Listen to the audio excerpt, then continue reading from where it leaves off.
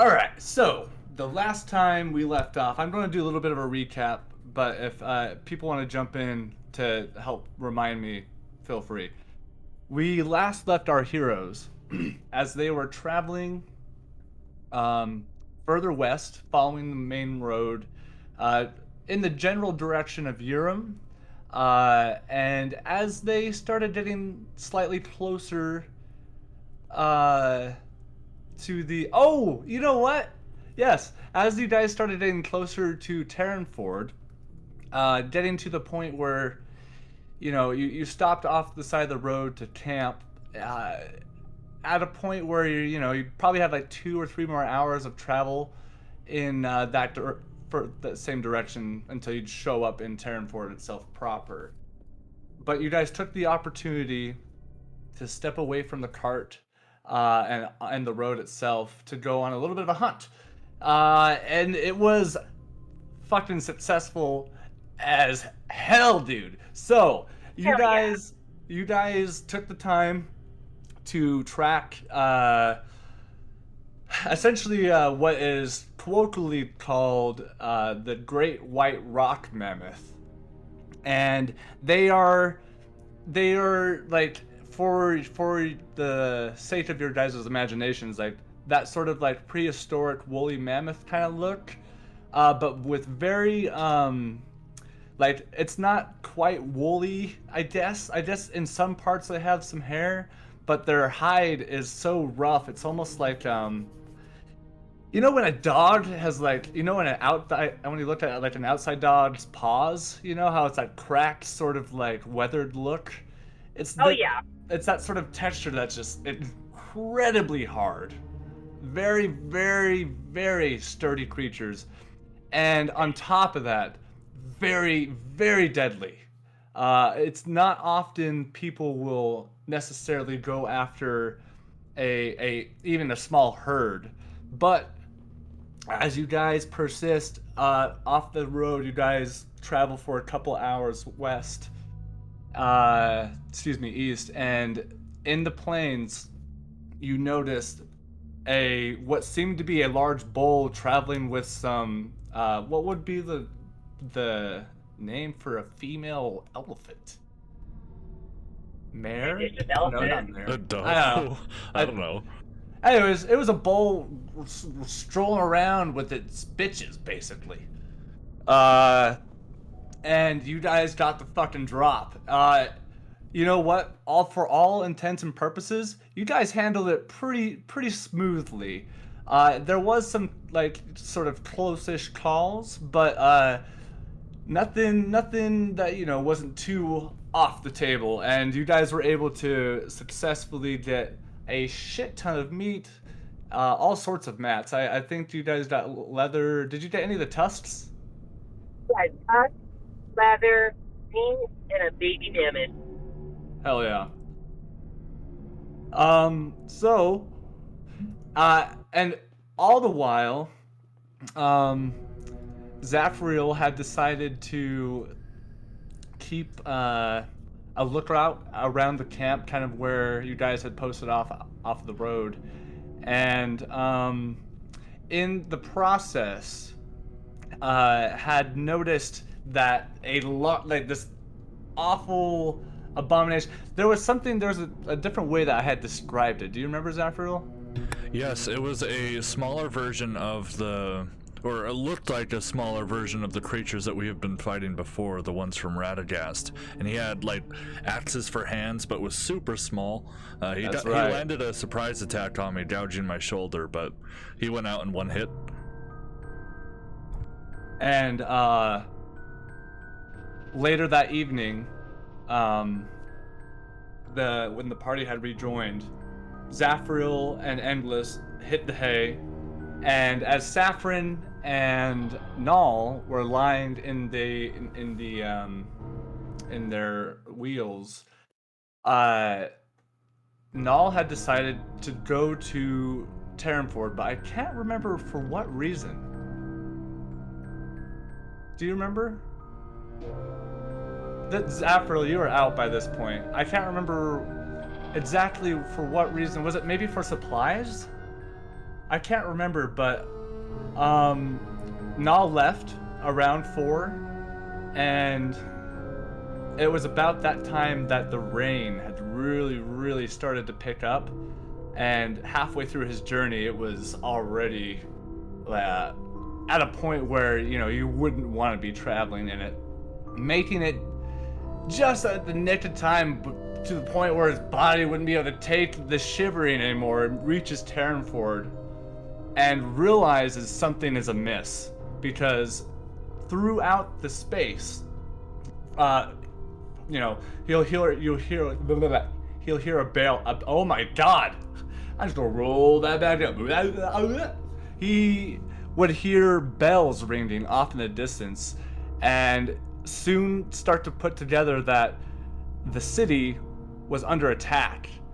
And it was just as he was about to become known, he was able to find shelter inside one of the buildings that some of the other citizens had taken up in. And it was at this point he realized, as he looks out the window, that there were at least 15 or 20 different disgusting abominations just sort of walking through the streets, some trying to pull off wooded barricaded windows and failing to do so, and also even seeing one of those large sort of hulking masses that kind of just walk through the space. And that's where we left off. So this morning, Zafril, Endless, and Saffron, I want, and technically Hendrickson too, I want you guys to roll, gosh dang it, I want you to roll a Constitution saving throw for me. Can you roll for me, GM? Oh yeah, sure. Thanks. Oh yeah, I could do that definitely for you. Do you want me? Is that how you want to roll tonight? That's the only way it's gonna work, my friend. Great, that works for me. Appreciate it. I didn't even consider that as an idea. So good. That's awesome. All right. Real quick. Are we not? We're not. I'm assuming we're not using the VVT tonight, right? The what now? The VVT. The virtual map. Oh, probably not. Any combat that we have tonight, if any, will probably just be theater of the mind, if that's okay with you guys. I like this place. It's cool. You're a great Monstro? What's it called? Maestro. Is that what you're trying to say? Maestro, you're a great maestro. Yes, thank you. Oh, well, great. Thank you. So, let's see here. Saffron, you rolled for a Constitution save, you rolled...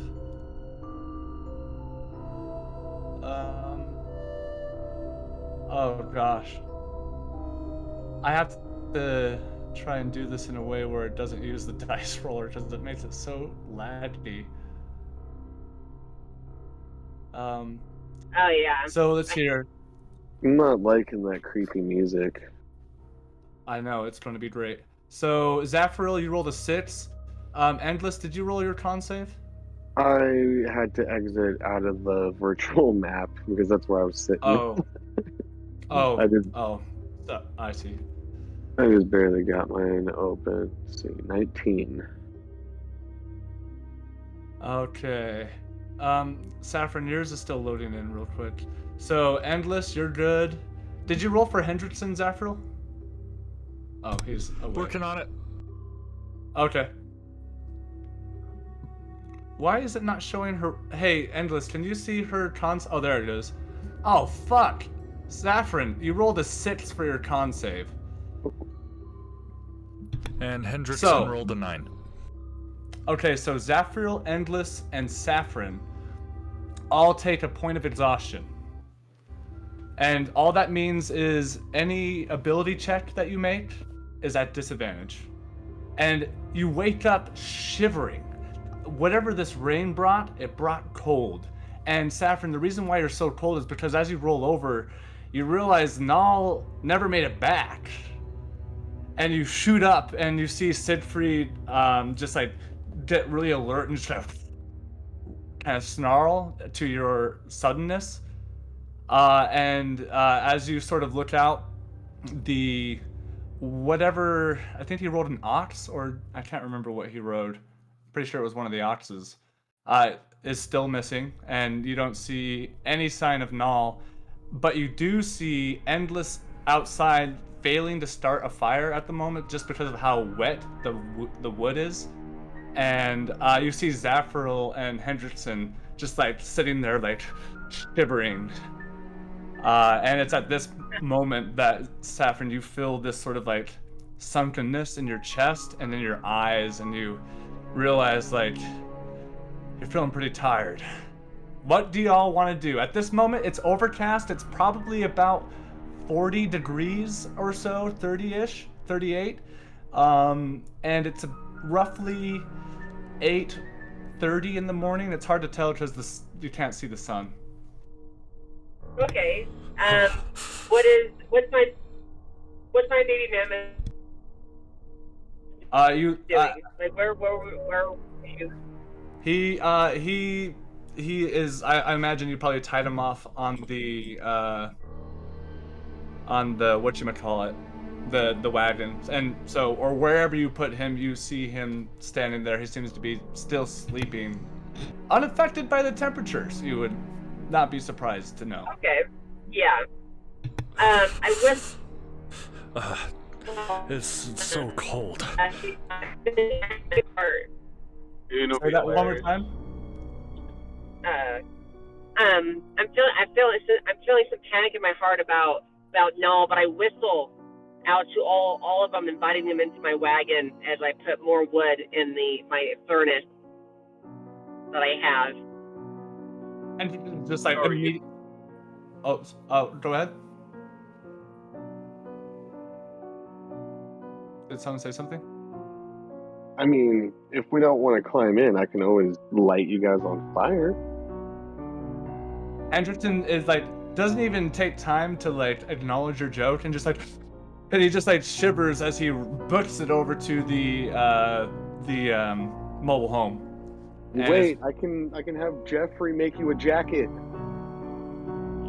you hear the door slam.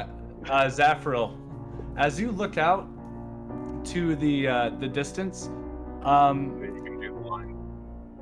make a perception check for me real quick. If you don't mind, do you mind if I just roll dice? Yeah, I don't care.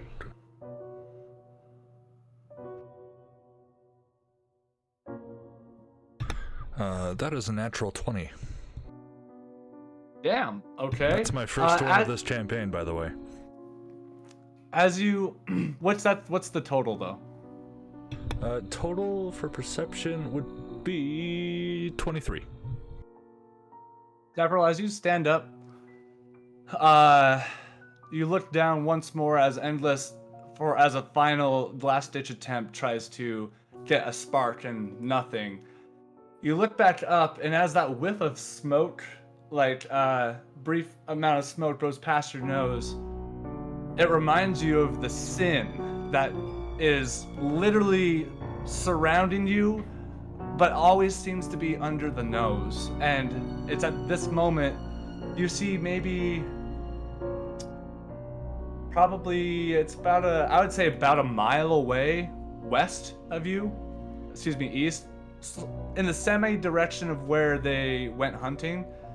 You can see a group of humanoids just kind of walking around with no particular pattern or direction. And you also notice that one of the ox that you travel with, notably Saffron and Null's oxes, are missing as you make your way towards the mobile home. Guys, there are some people ahead of us. I'm not exactly sure who they are, but it seems to be quite a few of them. How many is quite a few? Just And wait, Go ahead. Sorry, is Endless in the mobile home with us? Not yet. He's still standing out there. Okay. Endless. As you. Sorry. Go ahead, Saffron. No, you go ahead. Endless. You see Zafriel head over to the mobile home, and as you sort of look down, you sort of kick your foot on the pieces of sticks that you were trying to light, and it just reminds you of a time of coming up, learning how to fire your bow in general.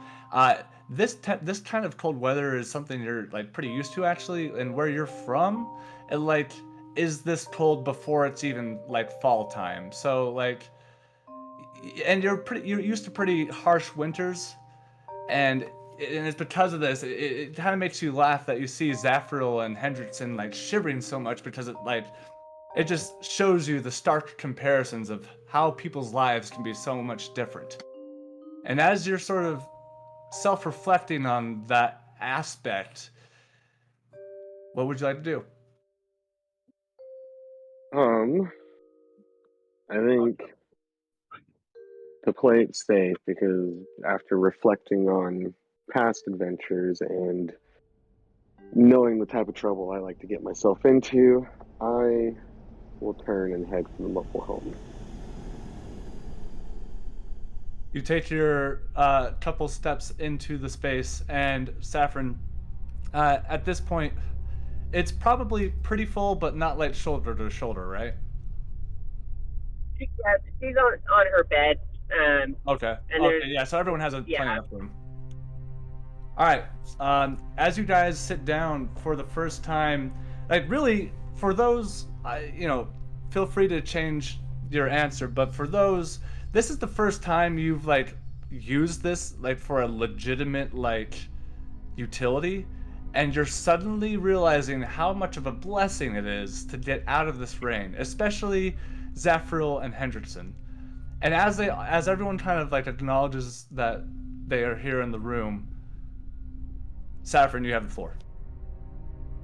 I'm gonna like to put another log in the furnace and close it.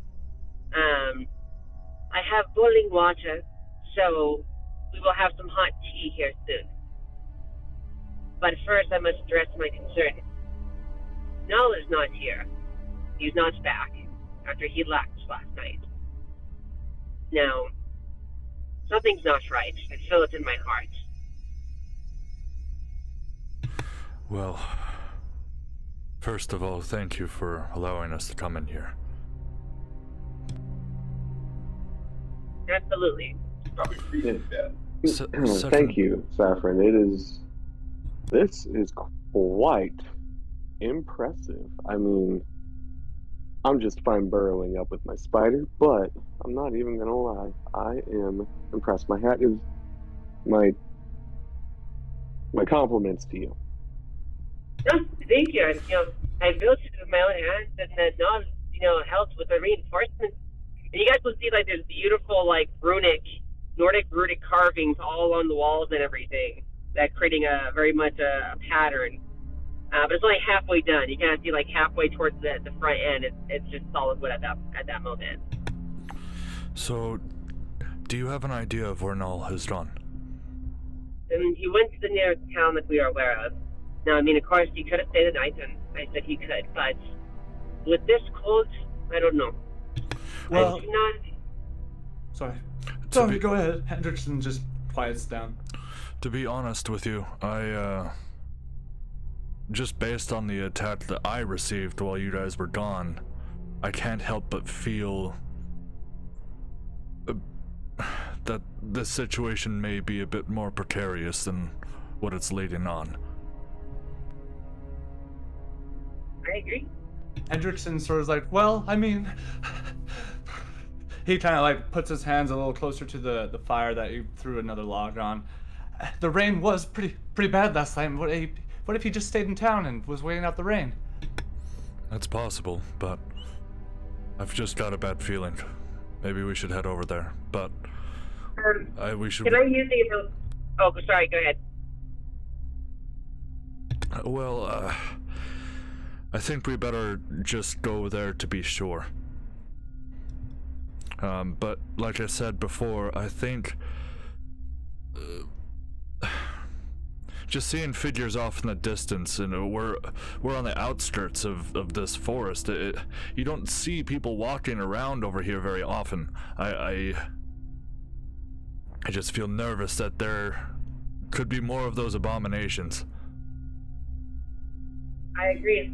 Can I roll a religious check to cast some runes and bones to see if the gods can give me an omen? Yeah, explain to me that one more time. So it's like an omen could be good or bad, right? Just the hint of what is behind the disappearance of Noel. Is it bad? Is it good? What could they mean? Yeah, like a flying mockingbird came by, like, oh no, someone could have died tonight, but they may not be associated with him. I got you. And what they do is in Norse they throw runes and bones and see how they're displayed. Oh. Okay, so let's see here. Let me just roll a hello. How do I hello? How do I roll? Why is it not letting me? Sorry, how do you know how you can like pick the dice you want to roll in the thing? Is that on the plugged in, or is that? No, it can be on the character sheet or on the program, but it's just in the bottom left corner. It's a dice symbol. If you click that. I see.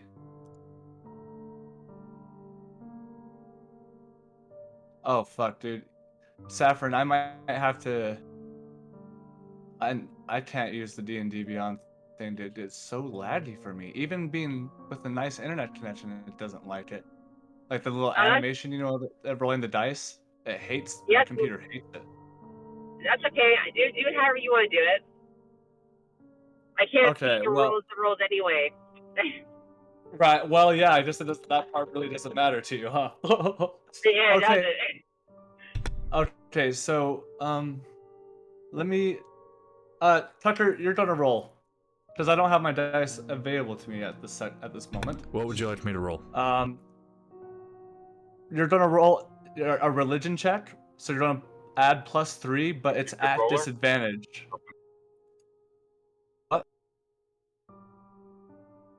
It's at disadvantage though because she is exhausted.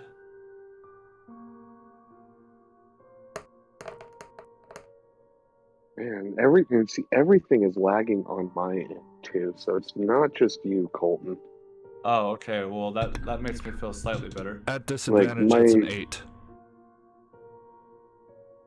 Saffron, as describe the motion in which you cast this little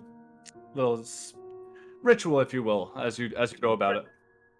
So Saffron lays down a mat of animal hide, and she grabs a handful of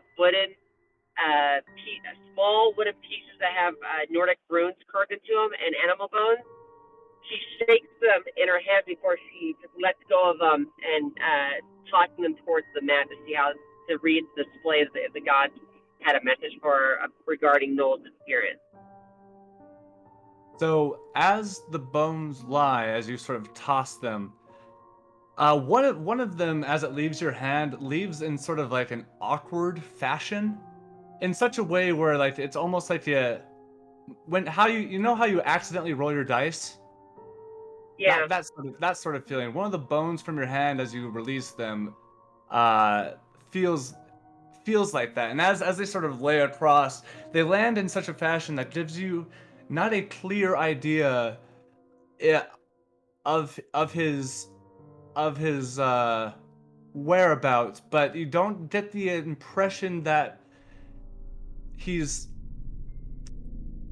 it's very vague. It's really open to interpretation. The way the bones lie imply that he could potentially, he might be okay, but his person is in danger in some way. It's not very clear. Gotcha. She just clicks her tongue as says something in orc language that's not appropriate. And she puts the bones back and she rolls kind of angrily and rolls up the mat and kind of tucks it down. She starts to get her put her armor on, and then she starts to put on cold winter clothing that she had with the animal fur. And she goes, "You can stay in here, but I'm heading to the town with the mobile home." Well, to be fair, I think we all have to do this together. If something is actually wrong. And I agree. And as much as I don't worry about Noel, because my ribs are still healing from the last time he put his arms around me, but That's a nonchalant way of saying we should go. I don't like being here What do you as much as you guys do. So I feel like we should go. Before I pack up my cart though and get Jeffrey ready to go, Hendrickson, like, here, take my scarf that Jeffrey made and I'll throw it at Hendrickson, but it like Spider-Man's his face. Is it similar to that of like silk, or is it not that silky? Well, what does it feel like? It's like silky, but it's kind of like it sticks a little bit. It kept some of its adhesion. Yeah, just So, a like, little bit. It like peels off, but very slowly. Yeah. Who do you throw it at? Hendrickson. Yeah. You throw it in such a way for when he catches it, like the majority of it kind of like bunches up in his face, and as he pulls it back, it doesn't come as freely, which throws him off. And as he sort of like tries to hide the mild disgust that he feels as he peels it off of his face, he's like, "Thank you, sire," and he just like puts it around his neck, like out of respect. You'll find it's quite warm, young lad. Saffron would be like, "I will be honest. I'm from the mountains. I can withstand this cold, but I don't think you guys have the." She looks at them and looks at her mobile home that has a furnace on the inside burning. "I do not think you guys should be outside. But that's just me." As she finishes putting on her winter gear. Okay. And I'm going to assume last night before the rain got really bad, you got up all the hide and stuff that you guys were stretching out and whatnot, right? And kind of like put it up. What I did, yes, but what I also, yes and no. What I did is I used my large canvas and my Oh, that's stake. right. That's right. I made a big ass tent, hooking off of my mobile home. I So remember that now. whole front area had the huge tent with parts of it closed off. All right. Well, so with that being said, Zafriel and Endless, do you want to accomplish anything before you make your way back to the main road and towards Terranford? I don't have anything I want to accomplish. Like, this place kind of creeps me out. Okay. Zafriel? Zafriel doesn't really have anything he needs to do. He travels pretty light. So, as you guys go forward, do you want to travel with your cart, or do you want to is it possible to maybe affix it to the mobile wagon and make like a daisy chain fabric, Wagon or train? what? A wagon train? Yeah, is that possible? Oh, you broke up a little bit. Say that one more time. Yeah. Okay. Hold on, it's still happening. We're gonna wait for you to.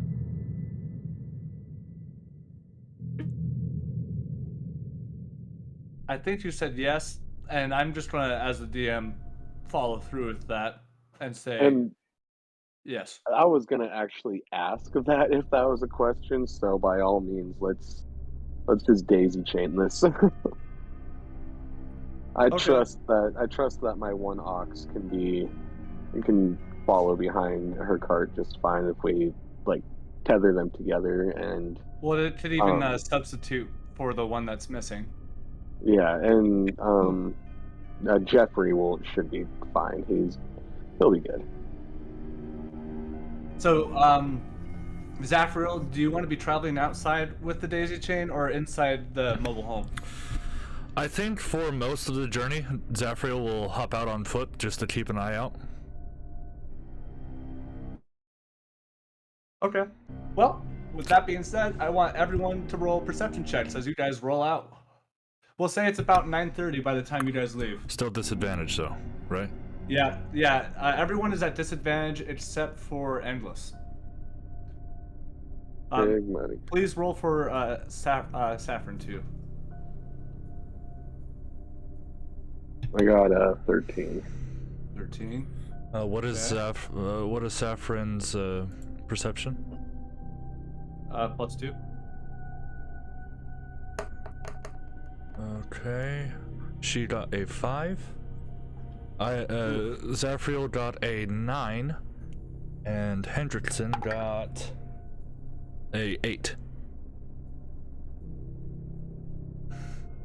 Wow. So, hey, Saffron.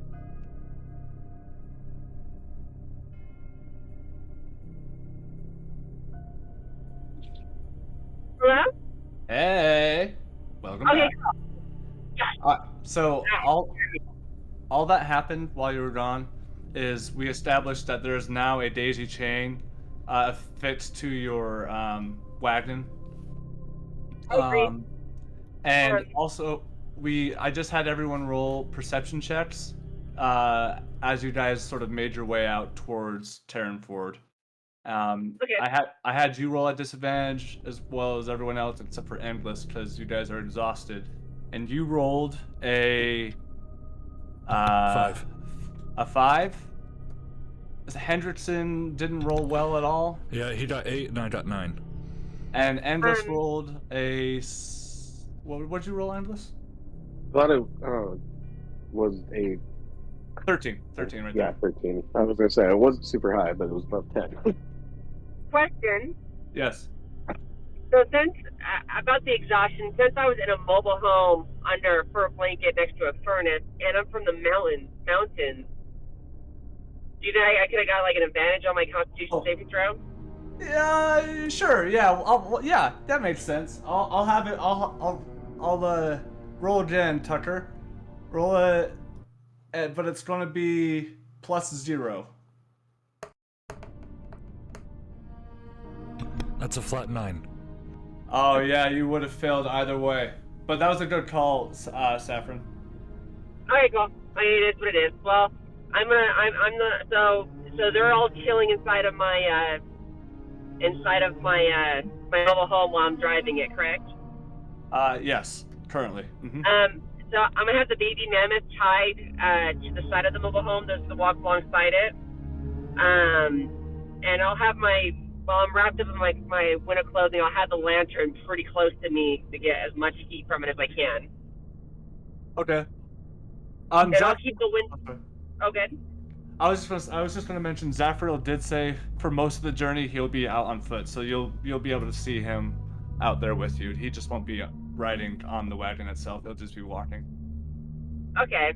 And I'll have the window open behind me, and right behind me, so I can listen in case they're trying to talk to me or anything. The little slider. Yeah, like the little limo driver thing. Yeah, but it's like half a face size. Oh, sure. It's more sophisticated than that. I was just trying to make a joke. You walk into a club, that guy Yep. behind the metal door. Yep. So, Endless. Zafriel, and actually, let's start with Zafriel and Saffron. As you guys are walking out, the rain actually has ceased, which is just perfect. One, because you're traveling, and two, it's not as cold. But boy, is that breeze that's flying over the plains of Urim is just hitting you in the backs of your knees or in the creases of your armor where they don't fully cover your skin, and those parts of your skin that are exposed are kind of numb from the chilliness. It's at this point probably about 34, 32. It's pretty chilly, especially with everything kind of being wet. As you go for the next 2 or 3 hours, it's not too bad. Like, the condition of the weather never changes, and endless, you don't really see anything worth of note. But Zafril and Saffron, you're uh from the cold last night or from the exhaustion, whatever it is, you're having a hard time. You have to, like, every couple of seconds have to sort of like become mindful and just realize that you're trying to complete a thought. Oh wow. But as the morning goes on and your food begins to settle in your stomach, some clarity comes to you, and it's at around this time that you see about 1.5 miles or so, just slightly more raised in elevation, a large town, which you now see as you are approaching a sign that says Terranford, and sort of an arrow that's awkwardly pointed in the general direction of the place. Is there any, like, I know that we're still quite a bit away, but is there any visible signs of distress from this far away? Like Based off smokestacks or anything? based off of your perception checks from earlier, I would say that, like, from this distance, it just looks like your everyday normal little deal. Nothing really crazy is going on. You don't hear anything, especially. Oh shoot, this died. Give me 2 seconds. I'll be right back.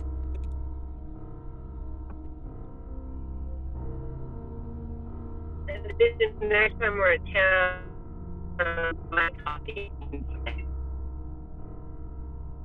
I didn't catch that. Sorry, you're roboting.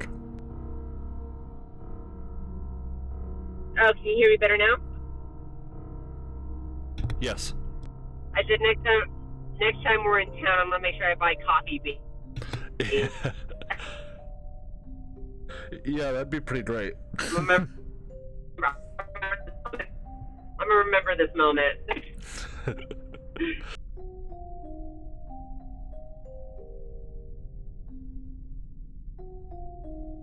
So, what was that? Does he know? Yeah. Does Bob know he's muted? I don't think so. 1 second, almost done.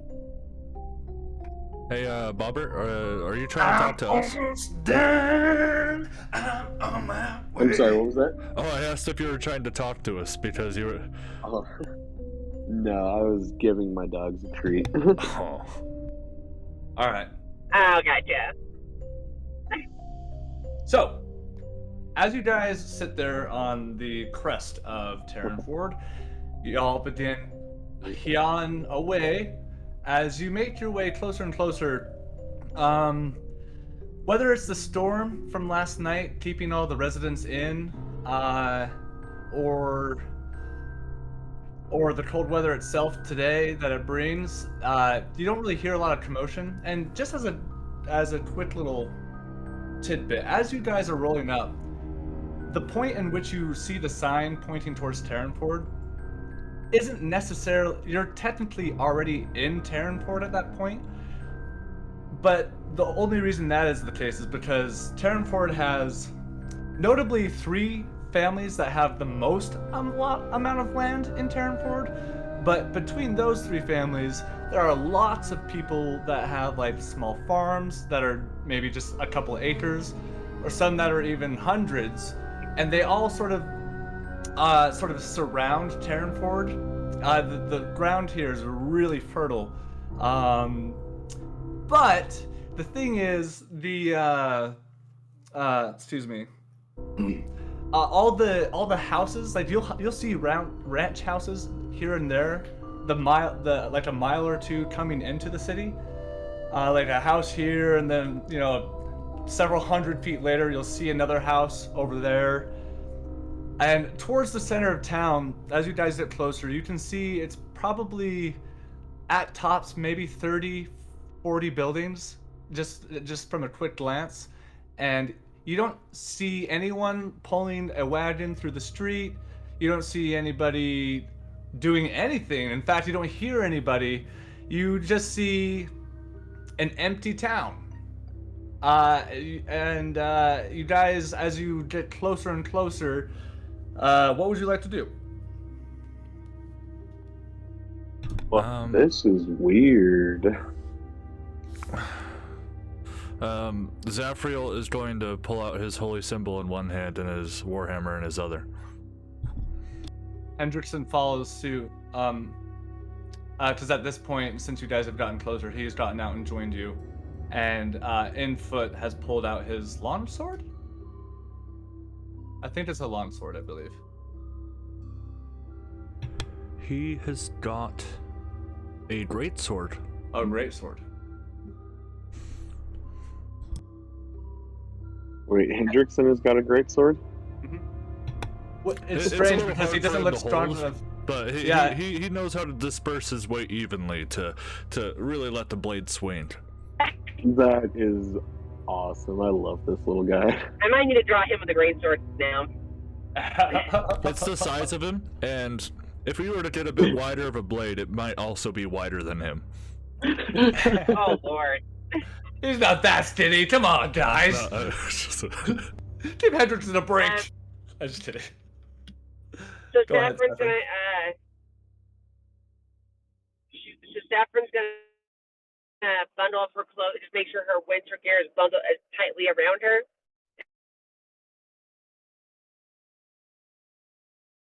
You cut out.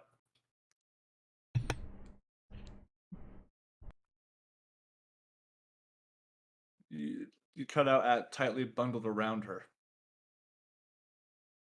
Get her butt ready and unhook the mammoth to follow her. Uh-huh. Okay, so let me just recap because you kind of broke up there. Did you want to? You're going to like snug up a little more in your clothes, get your bow ready, and walk off to the side of your wagon with Boulder or Balder. I can't remember his name. Yeah. Okay. Yeah, Boulder. I'm gonna take me and Boulder to the town. We're gonna start heading towards the town on foot. Okay. So you want to leave the wagon behind? Well, how close are we? Well, we'll say 100 yards. As you're 100 more yards, and you'll be in the center of town. I'll go like 80 yards close to the town, and then I'll do that. Never mind. Okay, all right. So as you guys get to the point where you all get out of the wagon, you see Saffron sort of like getting ready as she kind of looks around with a sort of suspicion in her eye. Okay, one more. You also see Hendrickson like start to look around a little bit nervously, not You sure both- what to expect. Hendrickson. Yes. And he just stands to attention with his sword very close to his face. Okay. Wait. Zafriel is going to cast Sanctuary on Hendrickson. As I read a chant in Celestial and put my holy symbol on his chest, he glows a slight white aura. From far away you wouldn't be able to tell, but Hendrickson, I need you to go take a look around the town. I want you to find anything suspicious and immediately come back to me. Okay, and we'll use the same strategy before. I'll bang on my armor if I'm in trouble. You got it. Remember, And Cord is with you. Cord. All right. And in that moment, it like grounds him just for a moment for him to take a deep breath. And then you all, for a moment, see that like sort of man spark up in his eye as he gets enough bravery to turn around and essentially diverge off the group to start making a perimeter.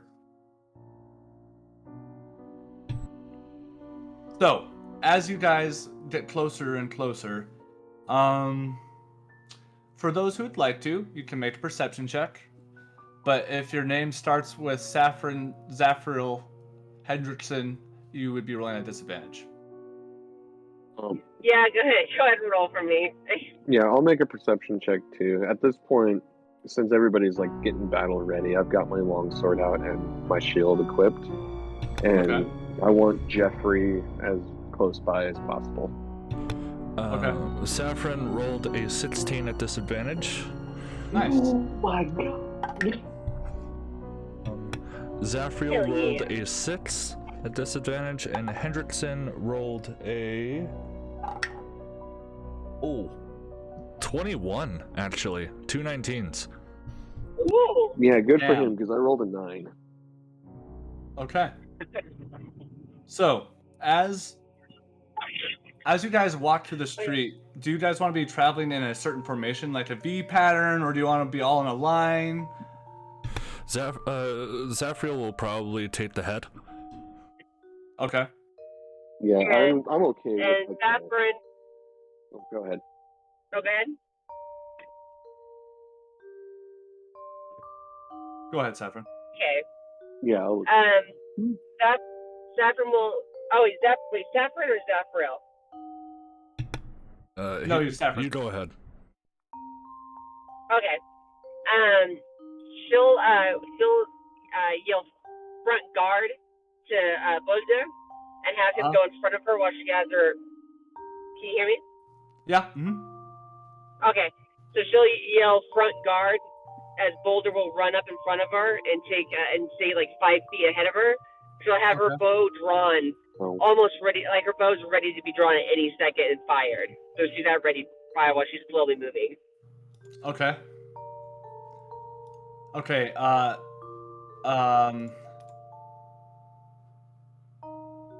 Let's see here. Sorry, I just realized I had another YouTube tab playing at the same time. That makes a lot more sense now, everybody. So you watch as you make the because Boulder, he's your new animal companion, correct? Yes, I've been training him for the past few days. Yeah, that's right. Okay. You watch as it's like a puppy, man. You can teach him to shake and sit really, really fucking quick, and you can see the pep in the step that Boulder has, either with his youth or the type of aggressiveness that he may carry with him. He strides forward and in a very stauntward manner kind of like clomps, and every other step he steps in a big old pile of mud that just kind of splats. The road here, you'll notice, is like 70% cobblestone, but it's in patches, and like there's lots of dirt in between spots that maybe was damaged to the road long ago, but because of the community size and the amount of gold it has, it just doesn't have the resources to maintain it. As you guys look around, though, you notice that Saffron, you specifically notice that the last 3 buildings that you've passed, the windows have been boarded up. Something's not right. The windows are boarded up as if a raid was coming and they are aware of it. This might be a trap. Be ready. Keep your eyes and your ears ready. Hendrickson will also notify us if he runs into something. it could just be because it's super cold here. Oh, and English, protect your face this time.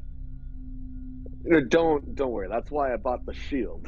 You see, because I can hide behind it. I see what you hit there, son of a bitch. She chuckles and goes and watches you still get hit in the face.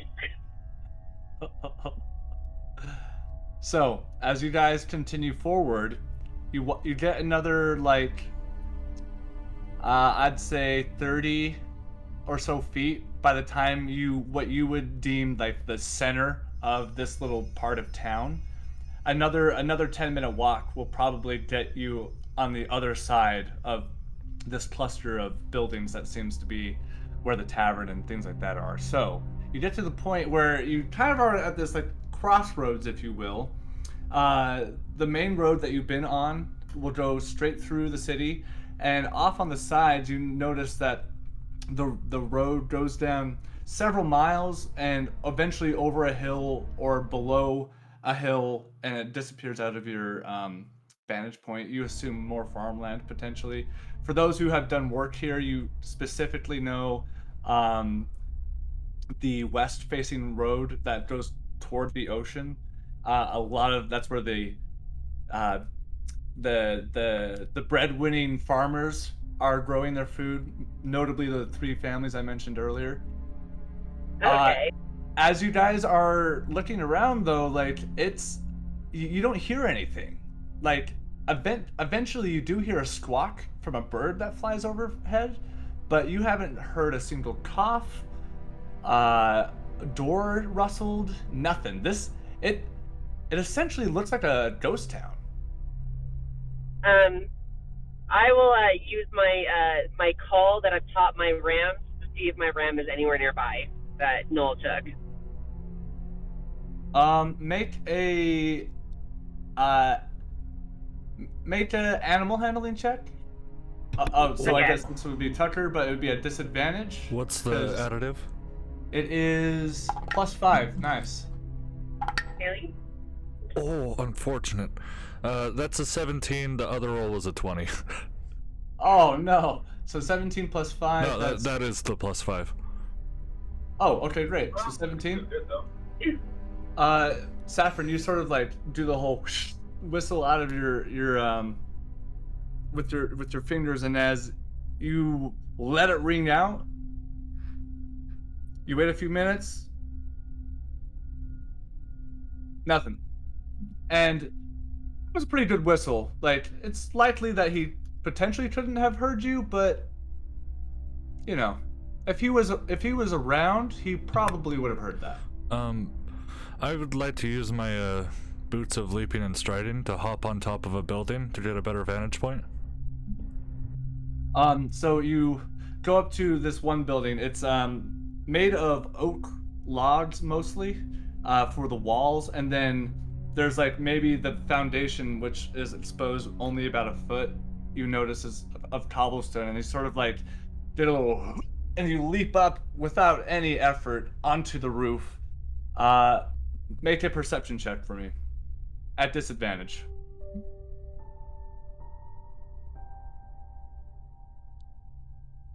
Well, that's 2 7s, so a 9. 9. You look around and you don't see anybody. However, you do see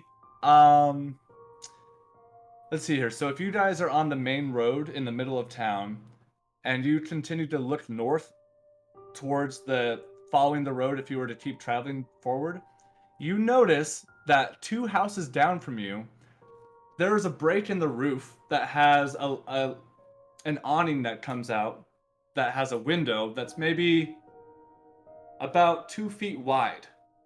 And in just a split second, you see shutters go like this, and you're not sure if it was just an eye play of the eye, like a trick on your eye, and so you focus in, and you can barely see like a little bit of movement, which confirms that someone indeed inside that house just shut the curtains. I'm gonna go leap from building to building to land on the balcony. Okay, so there's no balcony. It's actually just a sorry. break in the roof. So you kind of like land on the roof, and the window's kind of right there, and there's another mini roof over that window. You know? Before I hop into the hole in the roof, excuse me. My name is Zafriel Heisen. May I come in? I'm a knight of court. Make a persuasion check.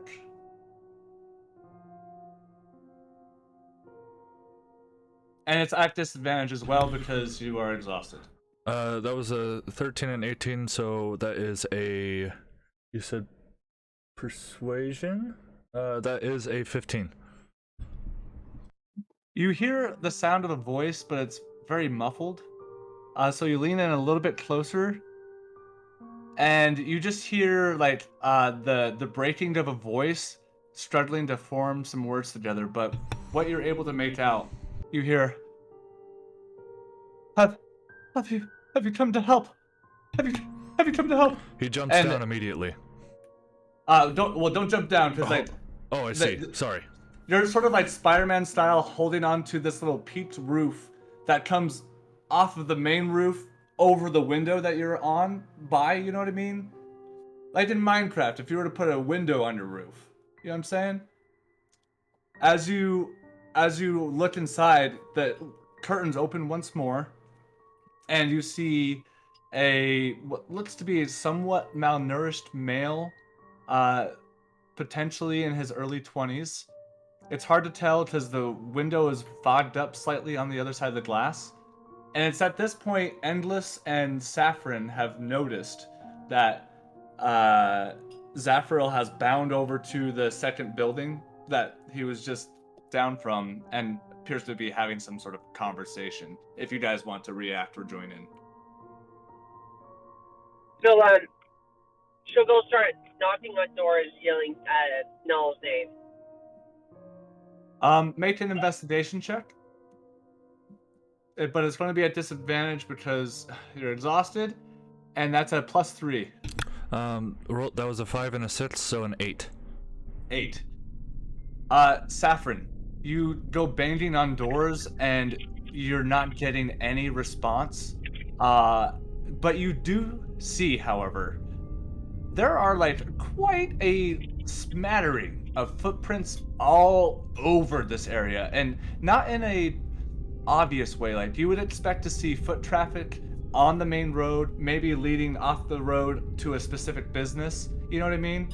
But because of the recent rain and the wet ground it left in its wake, you see there are a smattering of footprints like everywhere in sort of a chaotic pattern. You can't necessarily follow one end to the other. It's just this mess. Do I see any tracks that could look like hoofs for my oxes or at all, or for my ox? You might have to spend more time searching, but because based off of it's kind of hard to find the tracks of your ox because of the amount of foot traffic that's covering a lot of the available mud to step in. I will say this though. When you pass one building and you start to feel frustrated because one, you're tired, two, you're fucking worried, and all this stress just starts to like build up on you, and you look over and you see one of the boards that are boarded up the window. The glass is slightly broken in that one corner, and on the board you see pretty intense scratch marks. So whatever these people are trying to keep out seemed like it wanted to definitely get in. She kicks the mud and shouts a curse word in Orcish out of frustration. She's breathing hard and her heart's beating fast. She's not gonna lose Null again, and she's getting worried. She's gonna head towards that building, and she pulls out she puts the bow away and pulls out her long sword and her short sword. She starts slamming the hilt onto the door, yelling for someone to open the door up. You can make either an intimidation check or a persuasion check, depending on how you want it to roll. Intimidation. Okay, so let's go. That's going to be a 1 second. That's going to be +0. I rolled a 8 and a 13. 13 and 13? 8 and a 13. So, Saffron, I will say this. You don't get a door opened, but when you knock, and in the aggressive fashion that you do, you hear whimpering and cries from the other side of the door. Endless. In this moment... Oh, sorry, go ahead, Saffron. No, you're good. That's it. I'm good. Okay, so as that's going on, Endless, what do you want to be doing? At this point, like I'm trying to like walk behind Zafran and just we need to calm down because at this rate, all you're managing to do is just scare whoever is on the opposite side of that door. And if Null's been here, we kind of want their help. Calm down. We're gonna find him. Let's figure out what's Zafriel's doing, shouting at this window. she looks at you when you see her, you just see like the devil is in her eyes. She is the amount of rage and anxiety that is just like overcoming her right now. She goes, "No, you do not understand. I thought I lost everybody, and I found one piece of hope in my life. I am not." She kind of points her sword at you, like, "I'm not losing it," and she'll kind of storm off into another direction. Endless. You watch as she walks away, and it just in this moment you're able to sort of like have the self-awareness to realize you just met these people maybe a couple weeks ago and now at this time traveling with them, and how like invested you are to see this through. And it's at that point, Zafiril, you've jumped off the roof, and the whoever was in the house that you were talking to through the window has now agreed to let you in through the front door. And you see an Endless just like adjacent from you, another building down as you make your way to the front door. You see Saffron kind of trailing off in somewhat of a rageful way, in a panicked sort of way, looking furiously. Just look around for Nal or anything.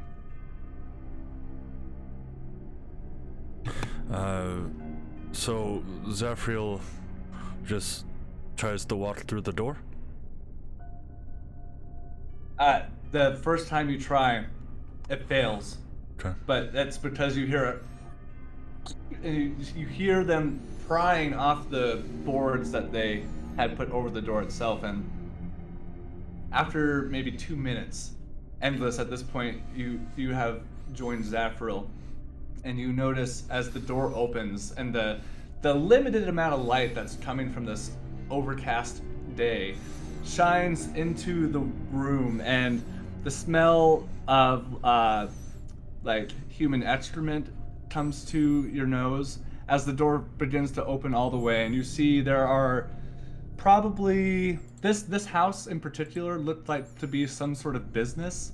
At this point, it's hard to tell what it ever was to begin with, because there seems to be about 18 people in this room. You do see a staircase that goes up to another floor, but more people than is comfortable to be in this space are kind of all sitting there body to body, and it smells like sweat inside.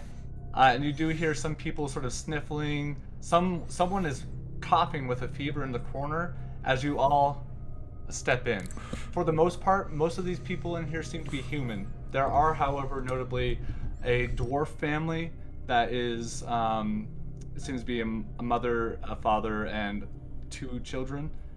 But the floor is yours. And also, Saffron, real quick, do you want to keep going off, or do you want to notice this and join in?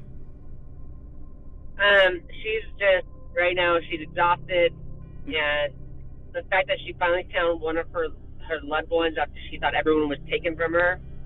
Right now, she's just not in the best mind. Okay. All right. Just making sure. Zafra, please.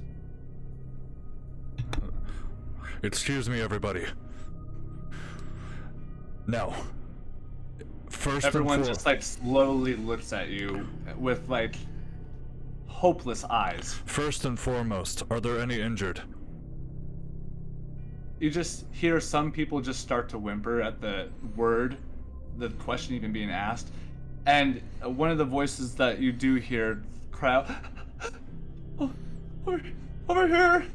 And you see the female dwarf in the corner, like very like weakly raises her hand and makes eye contact with the 2 of you. I walk up. As you do, Endless, do you want to join? Yeah, I'm not gonna crowd. It's hard to. You're already crowding being in here. It's packed. Okay. Alright, yeah, I'm at least gonna like step in and follow over there so that way I can be close and kind of help investigate what's going on here. Zafiro, as you get closer, the worst thing like strikes your vision. It's almost like You know when like your dog poops in the apartment and you see it and you want to pretend like you didn't just see it but you can't? You notice that one of the children lying down next to these dwarven parents seems to be sweating profusely and already seems to have like this long little piece of black hair that is folding out of its forehead. The other child seems to be rather sick as well, but not nearly as in worse condition. And right now, the father is holding the one that's not as intensely sick. The mother is holding a wet rag currently on the one who seems to be inflicted. Excuse me, ma'am. May I? Uh, I pull out my holy symbol and Please, please. She like just like almost like in an attempt to get rid of the responsibility of bearing this burden, gives you her child and just like kind of places her in your arms. And at this point, you see just a beautiful baby girl. She's really small, even for a dwarf. She's probably about, I don't know, and maybe a year and a half, I don't know, 18 months. Pretty young. oh, little baby, you are in the best of hands, I promise you. As I cast Lesser Restoration. Right as you do that, you watch the eyes just kind of like roll back into her head, and there's like the body sort of tenses and like convulses, and the sight of that, even if it was positive, sends both the parents into this sort of like crying, like uh, fit. The light you try to pass on from Cord into this child seems to be successful. As you take the time to bequeath the blessing of Cord onto her, you feel confident after moments pass that although she is still in pretty fatal conditions and is not nearly out of the forest quite just yet, this affliction you were able to get to in just a amount of time. Now, I gingerly hand the child back. Now, I understand Thank you. I understand that this may be difficult to answer. Do you have any food or water? You hear a voice from a undescribed male behind you. You think we have fucking food trapped up in here? Huh? And you just hear other people just like, shh, shh, quiet. They're just trying to help. And then, like, there seems to be a lot of contention between these people. Who knew staying in a crowded space with 18 people for who knows how long gets to you? Okay. Who is in charge here? Everyone kind of looks around, and one person raises their hand. They're like, "Oh, fuck you! You know, we've already talked about this." And another person raises their hand. There doesn't seem to be really any one person in like manning this situation, except for maybe the person you talked to through the window, who, in some similar respects, looks adjacent to Hendrickson's look, very small, skinny, about 4'8", kind of small for your typical male, but he seems to be in his early 20s with super super curly hair and kind of like a malnourished look to the face. He doesn't seem to be in charge, but seems to be the adjudicator between groups, you know? Okay, I need you to come with me outside right now. Right. Everyone, I'll be right back. Please. Please. They've come to help. Just be patient. And you hear some groans, some more people crying, and others just like, again, don't feel convinced that you guys can really do anything and feel even more hopeless. As you leave the building, Endless, can you make a medicine check for me? Or Arcana? They're both the same modifiers, so we'll go with medicine. Well, it will give you a different result. I did a medicine of 16. Okay. 16. As you look around, because of your background, you know, you're pretty familiar with like the attempts people make when securing their home, when you know, when it wasn't necessarily expected. And as you look around, like you notice that there have been damage to some of the boards that are covering the windows and the doors. Whether this means they keep being reused or not, this definitely shows signs of like some sort of zombie-like attack. Do you know what I'm saying? The damage Hmm. done to the buildings doesn't really support like a coordinated attack from an intelligent foe. And you see people in here like they're not inflicted with whatever disease seems to be spreading right now through Urim, but they all seem rather sick in general. There's a lot of people that seem to have fevers, and it's at this point like you start to feel a little uncomfortable in the space as you start to leave with Zafril. Okay, yeah. So as we step outside, may I have your name? Yes. My name is Samuel. Uh, my father, he was meant to go send for help. He left a day and a half ago. We haven't seen him since. He should be back soon, but uh, most people call me Sam. All right, uh, Sam. I have a couple of questions for you. I know this may be difficult to talk about, but we need to know if we're going to help. he just kind of slowly begins to hyperventilate. Okay, hold on. Okay, so I have a suspicion of what's happened here. Were you all attacked by the creatures with black hair? Sewn on parts? Right when you say that, it sets him back momentarily, and you can see it just by the way it looks and the look he gets in his eyes. And then he kind of snaps out of it. Yes. Okay. Yes. They've been coming for the last couple of nights, actually. All right. Secondarily, have you seen an orc with an ox pass by town? He just begins to hyperventilate even faster, and at this point starts to lose his composure to actually speak. You're all right. You're very brave.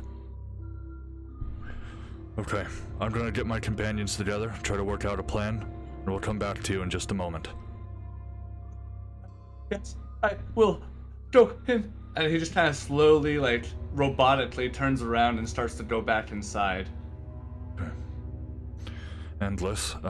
We need to try to find Saffron as well as Hendrickson. I definitely agree. Being split up like this is not going to be a good idea. We need to be close together. At this point, Saffron, as you sort of storm off, there is a point where you're able to clear your head enough to realize, I need to look for Null. You take a deep breath, and at this point, you've gone the equivalent of, like, a block or so. You can still see Zafril and Endless clear down the way. And it's at this point you look over in between one of the buildings. You see Hendrickson about 80 feet outside of like this bit of town. And it's at this point he sees you and he's like, Saffron, come over here! And he tries to get your attention. Well, she'll put her sword in a short sort of way and pull her bow out, and have the arrow ready to be shot, so ready fire basically, and she's rushing towards him. You just snap. Yep. Yeah, one of your feet sinks a little lower in a puddle and it almost trips you up, but you recover as you continue to run forward. As you get closer, Hendrickson has a look of worry on his face, and below you see a familiar ox that has a large gash ripped into it, but from a claw that looks like the size of a dragon would have made it. You do see towards the end of the cut, a large part of the gut area was ripped, almost like it was scraped and then pulled. You know what I mean?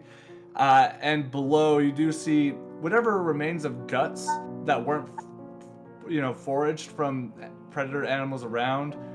It just begins to sort of like take a congealed look as you see maggots and flies start to kind of gather in this area. She just like kind of stands there, lost of words, staring down at Foe.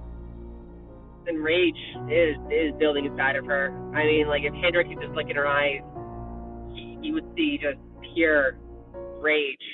As her hand just tightens on her bow, and she just takes a deep breath, and she puts Foe down.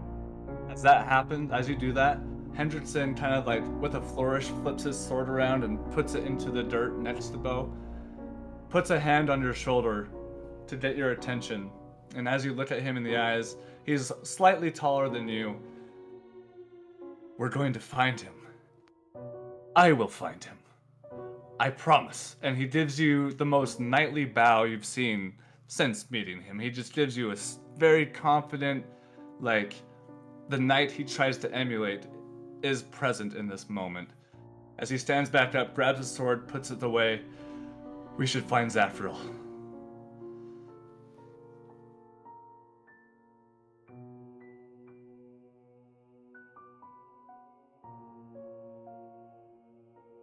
Did you get that? Oh, she might have tapped out on accident.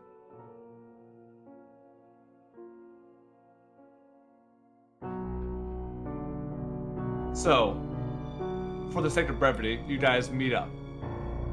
Oh man, should I wait? Yeah, probably. Let's give her a second.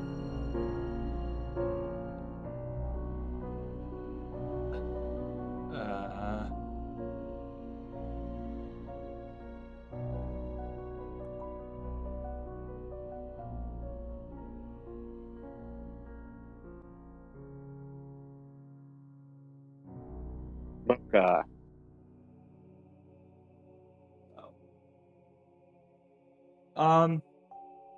Saffron?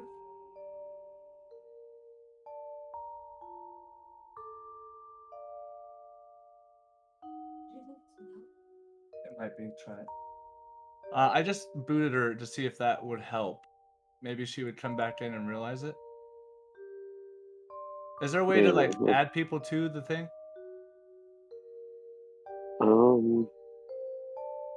I guess you can invite people, but that's people who aren't already a part of the group, right? I'm looking. I think there's a way to do it if we were in a regular call, but I don't think you can do that in the server. Yeah, it doesn't, like, I'm trying and it's not. There's... Tucker, I'm gonna do something. Nope. Are you back? Hello! Hello? Hey! Okay, I'm back. So, Hey, did you catch what I said? The last thing I heard was he put his hand on my shoulder. Great. I want to replay that moment anyways, because I was feeling it. Okay. He after he does like a little sword flourish and stabs his great sword into the ground several inches as he looks to you and says, "We will find him. I will find him." And he gives you a very knightly bow as he has his part of his plate mail sort of chinks and clanks as he gets down on a knee and puts one hand on the sword that he put into the ground and stands back up and gives you a nod, does another little blade flourish, puts his sword away. And it's in this moment you really get the impression that the knight that Hendrickson is trying to emulate in this moment really came through, as whether or not you were personally affected, you can really feel the intention and see-throughness of his character. And it's at this point, as he sheathes his blade, we should find Zafril. She just stands there, still looking at Foe. And she goes, I appreciate Hendrix, but I don't know if you're ready for that much blood on your hands, because I will kill anyone and anything that stands in my way between me and Null. and she just walks off after that. He kind of waits a beat or two, and then follows in foot after you. As you walk the 80 or so feet that you went off to go meet Hendrickson, you all convene more or less in the same area in the middle of town where you all had split off. And it's at this moment a little bit of rain starts to fall, and it's about, let's say, noon, high noon. Okay. That building I was jumping to, it's full of about 20 people. The curse or plague is spreading within them. I was able to save a toddler. But so far, I was told that they have been attacked every night for the past couple of nights. They sent somebody out to try to retrieve help, and he hasn't returned in about a day and a half.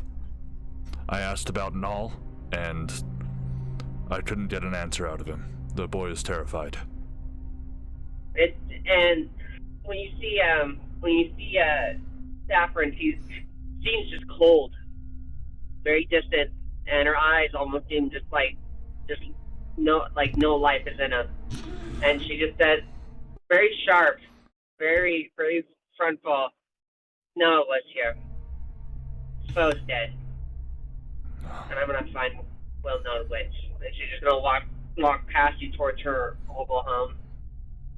Okay. Saffron, wait! As Hendrickson kind of calls out to you, do you stop to turn back, or do you keep going? She stops for a second, but she doesn't turn around. No, she doesn't turn around. Okay. Saffron, we need to work together. Please come back. Zephyr, sire, we found Bo. He was definitely killed in a very abnormal way, and I suspect it's these things that are walking around. I haven't seen any evidence of any of them walking in the area, but from the looks of it, this town has been taking some hits from the damage I've been able to assess. So Saffron, please stay for Null's sake. Her hands will grip her bow tighter as she cracks her neck, and she whistles for Boulder to stay close to her, and she'll just stand there and wait until they're ready to move. Okay. All right. Thank you for your work, Hendrickson. Do we have any spare rations in your cart? Oh yeah, you guys just killed. You guys harvested several hundred pounds of mammoth meat. Now, Hendrickson, it's very tough for me, but we cannot do much here. We can't stay forted out to help defend them in the night. We have things we need to do. I can create plenty of water for them, and we can provide food. But that's about all we can do. Okay. I will. He walks up. He takes a couple steps closer to you, Saffron. Is it okay if we use some of the mammoth meat you got from last night's spoils? They can have some. She doesn't really look at them. Give half. Just whatever they. We will have to divide by half rations. We don't have enough to feed this many people, but that should be enough. They can take 1/4 of the mammoth meat. Very generous. I will do this, and he makes his way to, the mobile home. Endless. What would you like to be doing in this moment? Okay, so for a minute I had to go take out the dogs. Sure. Change pants. So where are we at exactly right now? You're still in the point where you convened in the middle of town, and Hendrickson has just been giving an update from his perimeter walk. He notified everybody that this section of town in particular definitely looks like it's taken some hits from damage sustained over however long a period of time. definitely signs of killings of these awful creatures, by the evidence of certain like ways certain animals were killed or damage is done to the building itself. And Zafril was just suggesting that we give some of the mammoth meat you guys got from your spoils last night to the town, and he's going to create enough water for them to at least be able to feed and uh, you know, drink themselves to a sustainable level. And he's suggesting that that's really all that they can do as far as help. There's not much else outside of that, and that's kind of where we left off. Okay, so um, kind of still being very uneasy being in the setting that we're in, because I would imagine the most familiarity would be attacks that you really don't know when they're going to happen. Um, do we plan to stay here much longer, or are we moving on? Because eventually this town will be hit again. Well, Endless, what we were really able to find out is that they only seem to be attacking at night for the past couple of nights. But we cannot stay to help. We need to find Null. Because, to be honest, Saffron isn't going to be much help until we find Null. This is true, and if we're going to come back and help this town from these attacks, we'll definitely want Null's help. I agree. So I will be creating several gallons of water for these people. We'll be sharing some of our rations. But that's about all we can do. Okay. Well, I'm definitely ready to go with you guys up. So, is there any, like, troughs or anything nearby that I could use as a container for the water? Oh yeah, there's like a handful just in front of a lot of the buildings actually, and you end up finding a tavern, which is one that you've stayed in before because you've worked out of Turnford just before you met up with all these people. You're not able to find a way in, but you do see some of the people inside in similar or even worse condition. None are willing to necessarily talk with you, but some that are able are peeking and spying and trying to ascertain what you're doing. So are you just going to be casting Create Food and Water? Yeah, so I'd like to move a couple of troughs close together because it works in a 5-foot cube, I think, the way that Create Water works. Okay. And I actually accidentally prepared the incorrect spell. Hold on. Sorry.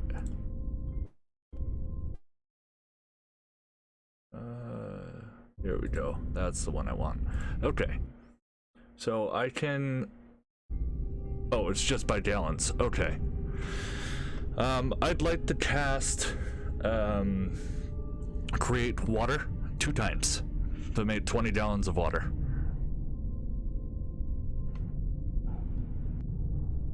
All right, so I'd say the troughs that you get are definitely bigger than 20 gallons. So like casting it twice, you'd probably be able to fill up one trough about, let's say, halfway full. Okay. And you know, like that's not a lot of water. That's probably not enough water for the people who are here, but you know, this combined with whatever reservoirs people have to collect rainwater might help for the first night, which is really all what you're trying to achieve. So after I create the water, I'm gonna go back into that building to try to find Sam. Okay. Endless. Anything? And then Saffron, I'll come to you next. All good. I don't really know like much help that I can do in this town. But just speaking to Jeffrey, like I think what we're doing right now is real good, and I'm just getting ready to get out of here, loading Jeffrey up into his cart. Okay. ready to go. I'm gonna get out of Dodge. Afrin? You see Zafriel walking towards the house that he went in initially with Endless. You see Endless going back towards the mobile home to get his wits about him and ready to go wherever. And you're kind of left there in the middle of town by yourself. And it's at this point the rain starts to pick up a little bit more. Nothing too obnoxious. And a little bit of a breeze comes in, but in a falling sort of way. Can you make a let's see here. We'll have you make a religion check, but this isn't going to be at disadvantage. Oh, sweet. And that's going to be a +3, brother.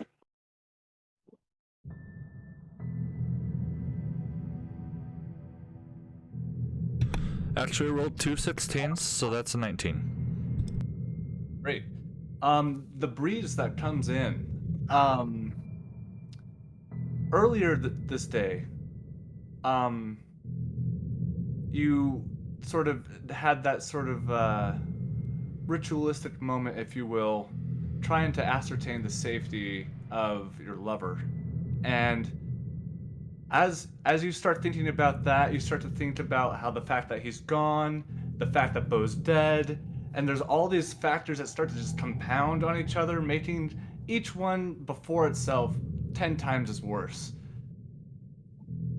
And this breeze that falls through it kind of it goes through you. You feel it through your spine, and it sends like goosebumps up and down your back, up and around that curl around your ears, and you get the sensation of attempted consolation. What would you like to do? She kind of takes a knee and puts the tip of her bow on the ground, and she uses it as support as she puts her head against the bow, and she just takes a deep breath, and she just whispers, "I'm listening." As she just takes deep breaths, trying to calm herself and the rage inside of her down.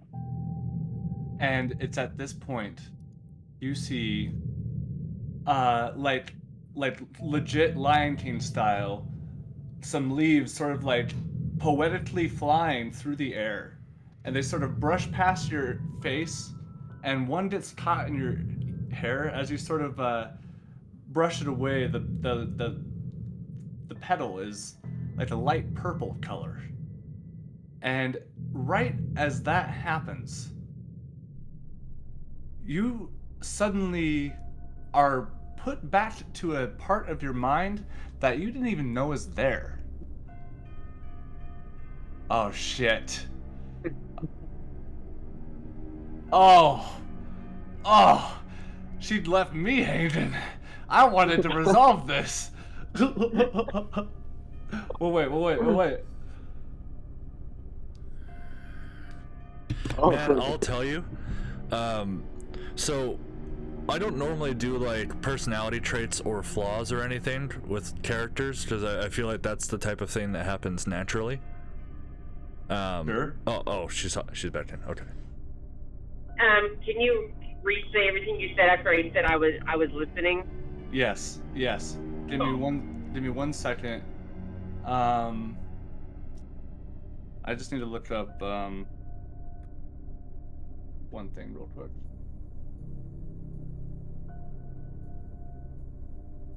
I feel like every time it gets my turn and you're trying to get into it with me, and then my phone service is like, by the way. Oh, I know, it does kind of feel like that, man. I'm sorry. That's alright. But it's okay. That's just I'm okay to driving. roll with it. Yeah. Okay. Let me just do a thing real quick.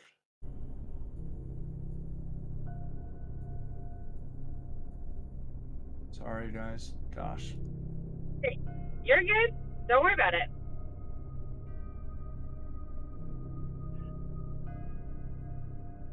Oh, hey, Colton. Yeah.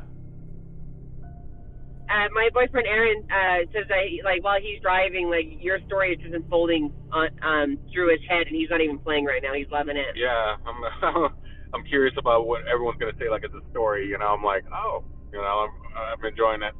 Oh, fuck yeah, dude. I'm glad you are. I'm glad I could kind of be helping in the car ride, not feel as shitty. It was like a badass podcast. I was like, man, they should do this as a business. You know, like I'm on the road. I'm listening to D&D, but like, wow, this is a good story. You know. Right. Well, dude, fuck yeah. I really appreciate that. Thank you. Okay, I think I'm ready for this. Let's see here.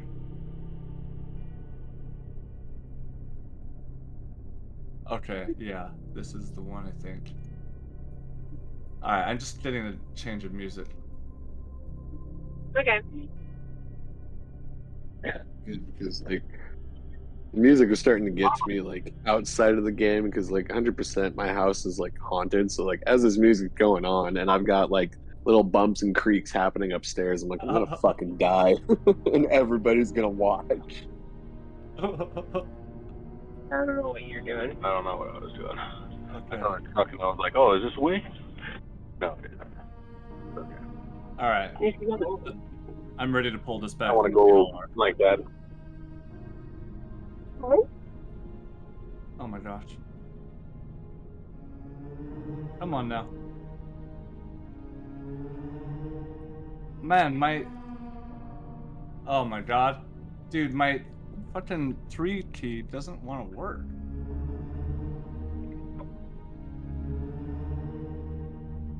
Straight up doesn't want to work. It's not working. Everyone can see inside.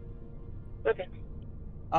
Are other people able to put in commands for me? Only if you like put it in the rules of the pro bot, but I've never done it, so I don't know how. Oh, okay. Well, oh man, this just doesn't want to. Well, I mean, you've got the mechanical keyboard, right, brother?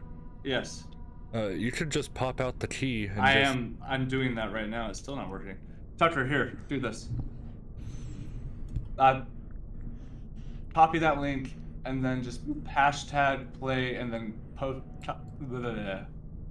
play that link. Okay. You're good. You're good. Because of gonna hang up. Oh, it's fine. I'll reattach it. It won't hang up. Okay, then I'll. Yeah, it's fine. I got it. Okay, Saffron.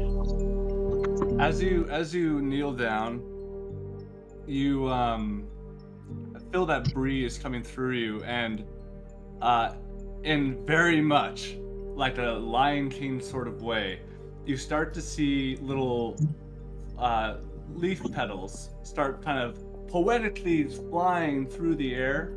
As they sort of spiral past your face, one of the petals gets caught in your hair. You sort of kind of turn your head for just a moment and rustle it out. It breaks almost in your hand because of how brittle it is, and it's a deep purple color. And as you realize this, your mind takes you to a place where you didn't really know was there. Like, it's like a whole part of your house that you didn't realize was there, and you've lived in it for 10 years. Suddenly, the smell of baked bread and honey permeates the air. You look around, and there's tall sunflowers that tower over you like skyscrapers. And just in front of you, on a very picturesque-like hill, you see a dark brown tree with deep purple-like leaves that surround it on its branches, and the wind blows through it like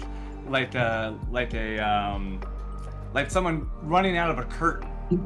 And as that happens, you just watch as a large bushel of leaves get released, and they sort of fly and mix and sort of orient themselves in such a way that it almost looks like at this point, a school of fish like performing some sort of choreographed swim. You turn around right as you start to hear the sound of a woman's voice. And she says, Mary! Mary! And you come to, and you realize at this point the rain has picked up a little bit more, and like a raindrop fucking lands right in your eye as you sort of have to like wipe it off. And then you realize you're actually crying right now. And in this sort of confused state, you sort of like get your wits to you as you stand up. And you're still alone in the middle of Terranford. What would you like to do? She kind of just coughs and clears her throat, and she wipes the tears off. And she just takes more breath and she just goes thinking, and she gets up and books her a mobile home.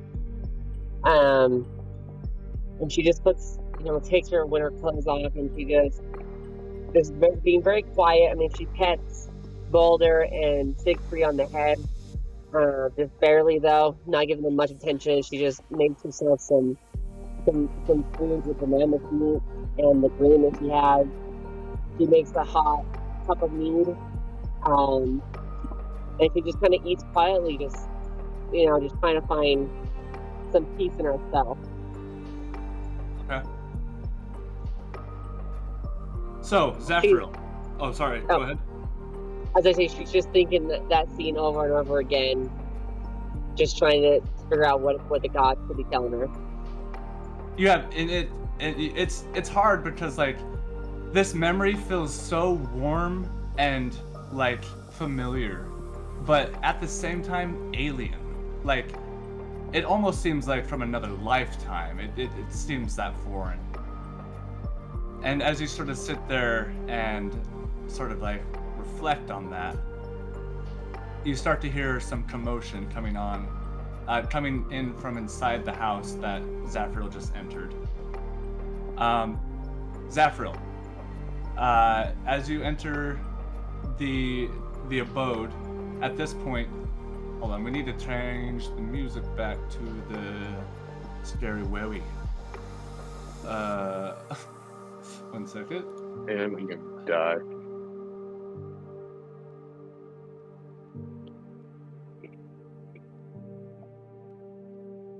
Oh, did you get it already? Oh, nice. Oh, do it again, but skip, I think? I can't remember.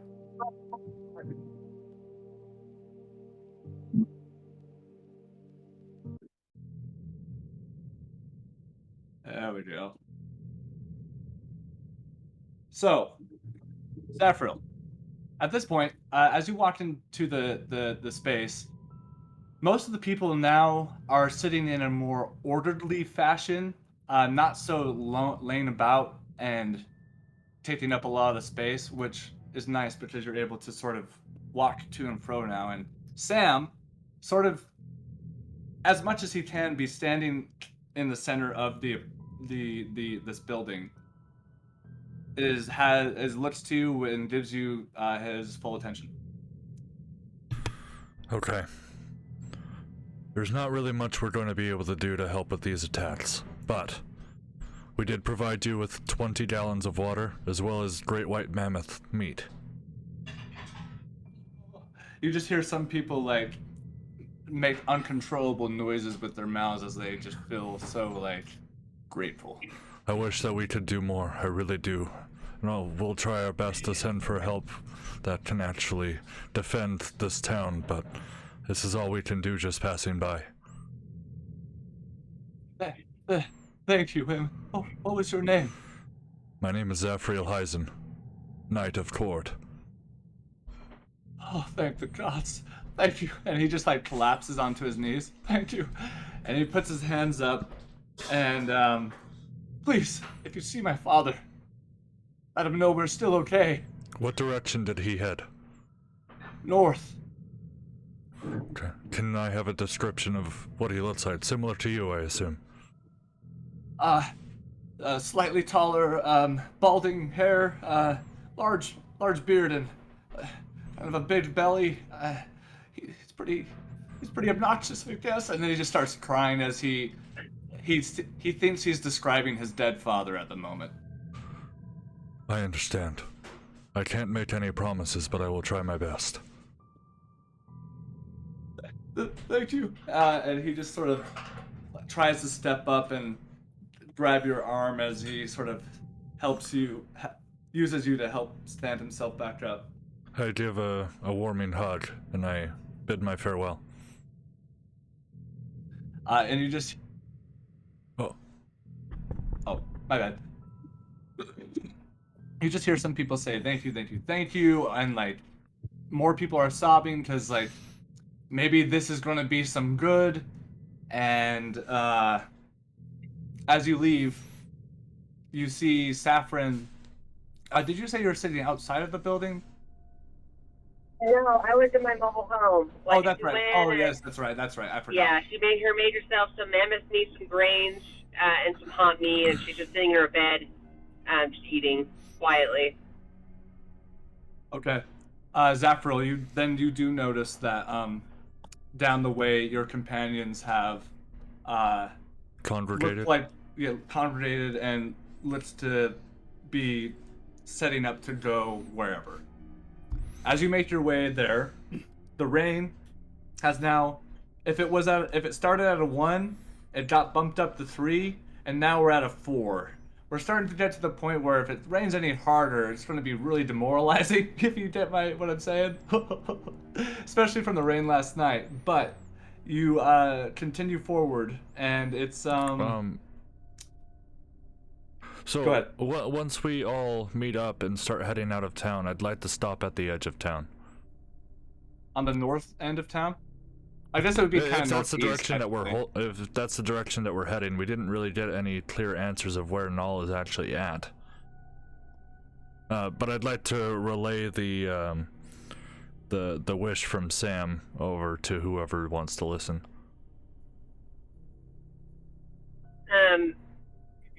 Saffron will just say, "We'll find him after I'll help find him after I found Null." And if someone else is willing to drive my mobile home, I'd appreciate it. But she kind of closed the door. Hendrickson. Yeah. I was about to say Hendrickson is the first to volunteer. Saffron, I will do this for you. And he starts to put on his web silk fucking I almost said cloak, I mean a scarf. And he puts on a little warmer jacket that he has in his pack and gets ready to get the reins and all that shit ready to go. Okay. Well, thank the gods, my driver's seat has a wooden rooftop over it, so he should stay warm, not get wet. And this is why I love Cord. And he gets up there and tries to follow a similar tactic and gets very close to the lantern that is up there. Kind of puts his cheek against the hot glass. I'm gonna be right back. I just need some water. You need a drink, my love?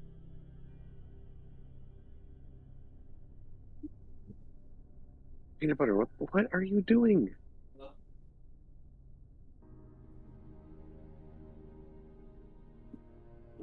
Let's see if he'll let me catch him.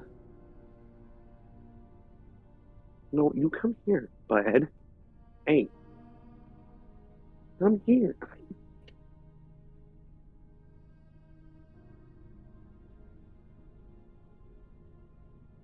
Come here. Hey, jackass, come here. Just come here.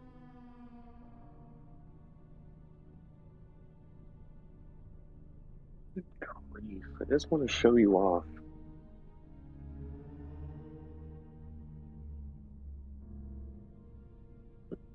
Oh, now that he let me catch him, this is peanut butter. Nice. Oh, look at that TT. Yeah, I had to go catch him because I wanted to show him off. This is my son's cat. I babysit him while they're at their mom's for her week. His name is Peanut Butter. Oh, that's cute. He's a terrorist. Most cats are. All right. So, for all intents and purposes, the daisy chain of that reminds me. Is everyone going to be traveling inside the mobile home, or is anyone going to be out in the elements? Aside from Well, Hendrickson. since I'm being caravaned with her cart, I was gonna. Is there enough space for me to hop up there next to Hendrickson just to keep him company? Oh yeah, there's room. No. Oh no. Okay. Well, no. So it's a one-seater. So if you look at the image I sent you, it's like a one-seater that has like half walls around it and half a roof above it. But the barrel bathtub is directly behind him where the slider is, so he can just chill in the barrel bathtub and talk to Henderson through the hole. All right. That worked for me. Did you guys hear me? Hmm. Yeah. Okay, I'll just make sure I didn't lose coverage. Okay, go. So, Zafriel did want to stop at the edge of town, though. all right. So as he sort of yaws the ox to go, they follow in tow. It takes about 15 minutes or so to get to the other side of town, and you do see a pile of corpses. Three. Any distinct features that would have like alluded to who they were, or have been mauled or eaten or desecrated in some awful way.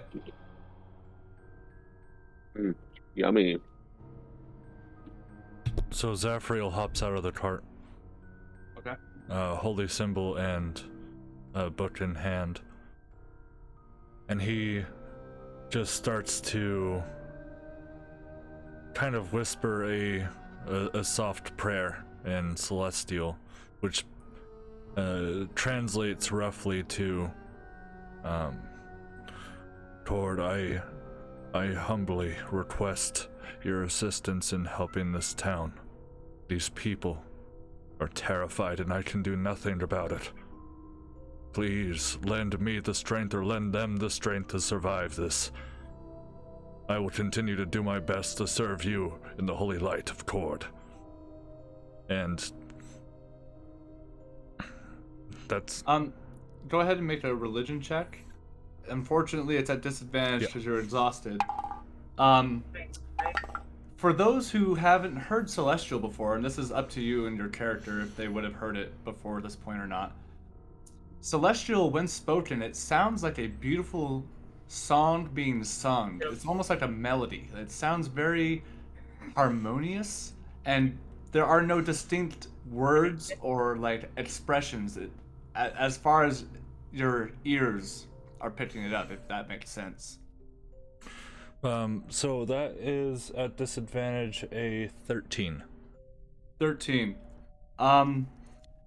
You... What's that for? Oh, sorry, my dog just said. I apologize. Oh, no, okay, no, it's fine. I thought you were saying shit. I was like, oh, fuck, something's happening. Zavril, you feel the influence of Cord strongly in the will of your... in the will of your desire to protect these people. But with that being said, you don't feel comfortable. And you know, if you leave tonight, there will be people who will die. And that is hard for you to sit with, especially as you look at the mauled victims below you, just several feet away from you. But you do feel like you were validated for your efforts, and for sure, but it's hard to be a knight, essentially. So Zafriel closes his prayer and sheds a single tear as he walks away and gets back in the caravan. So, you guys go on forward. Yes, go for it. I think after Saffron, she's just gonna get some shut eye since Hendrickson is driving. She just Perfect. pulls the she just tells Siegfried to hop up with her, and she just puts the fur blanket over both of them before cuddling him to sleep. Okay, great. Does anybody want to do anything in the next 2 hours? No, I don't think so. Not for me. As we're traveling, just chat Hendrickson's ear off about my tales of the undead and how many I've slain. After the fourth story, he actually becomes a little desensitized and stops reacting very dramatically to the very, very gruesome things that you tell him. He just learns to zone me out. Or just reestablish his baseline for when he talks to you.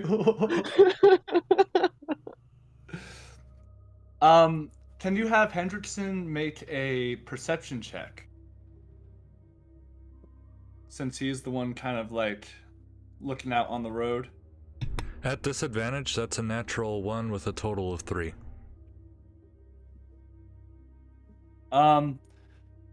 So about an hour and a half in, you guys, you're not able to move at the same exact pace as you normally would, just because of the amount of mud in the road, but it's not super like impeding on your travel. But like I said, about 90 minutes in, you just hear a clunk, clunk, and then a, oh my god, oh for the love of Cord, and the mobile home stops immediately, and Saffron, you are sort of jostled awake in a not so cool kind of way, because you know what kind of sound that is as you you hear the sound of Hendrickson just jumping off from the driver's seat. Oh gosh, guys, you hear Hendrickson say from outside the mobile home. Zafriel comes out. Mind you, Yeah, the rain has been persistent at a 4 this entire time. I hop out of the tub and get out of the mobile home as well. Saffron will just kind of like paw her face and like move her face in like a circle, just trying to wake up. And she just she cracks her neck as she pokes her head out. She's like, "Let me guess, the wagon is stuck." Not exactly.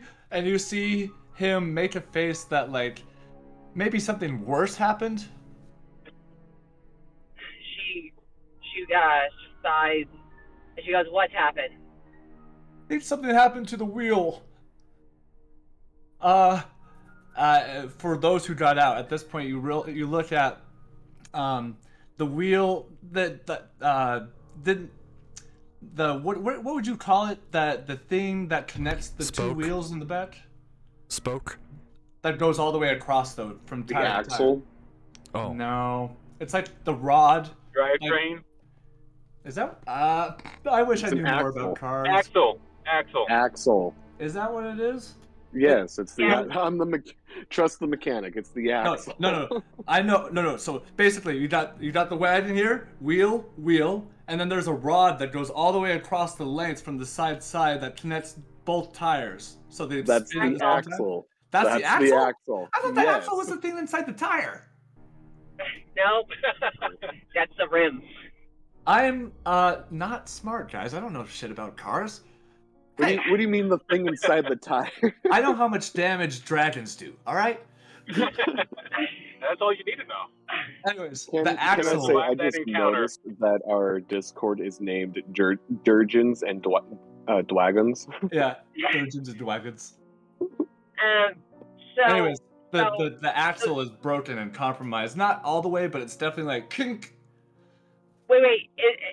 So this even broke the steel that Noel reinforced it with? No, that's why it's not completely broken. Oh, okay. She looks at the rain and looks at the mud. She goes, "Honestly, at this point, we should camp. When the rain stops, we can fix it. But it is too cold, and then we're not going to get anywhere without hurting ourselves with how wet it is out here. Hendrickson looks extremely guilty. He looks like he has a face like this crime will never be absolved, and when Judgment Day comes, fear he must. I pat the poor lad on the shoulder and just say, "It's okay. It's okay. We'll get it resolved, and I'll try to stand in between you and her when he gets angry." Right. Hendrickson, I do not blame you. It is very bad weather, and you are entirely fine. Thank you. And he just gives like a very small quick bow and heads inside of the mobile home. But you will, as she like helps him in, she's like, "But you will help me fix it. Here, Of course. have some hot tea." Of course. And she's gonna make him. She's gonna make him a hot mammoth meat grain porridge. I love it. Okay, so as you sort of prepare like a very warm, hearty meal to like fill the spaces in between your bones, something that really is going to stick to the inside of your stomach. About an hour goes by, and are there any windows in your mobile home? I forget. Yeah, there are. There's 3 windows. No, 2. No, there's just, 1 window, I think. Yeah, 1 window. It is on the left side, directly across the door where the table is, basically. Are the curtains closed, or are there any curtains? Yeah, there's curtains and they are closed. Okay. About an hour goes by. You all have had enough time to eat. Some have drinking tea, and it's getting actually pretty warm in here, especially with all the bodies and those who are sitting or standing next to Siegfried. It's a very nice treat because very soft and cuddly, more than that you would expect. And it's at this point you hear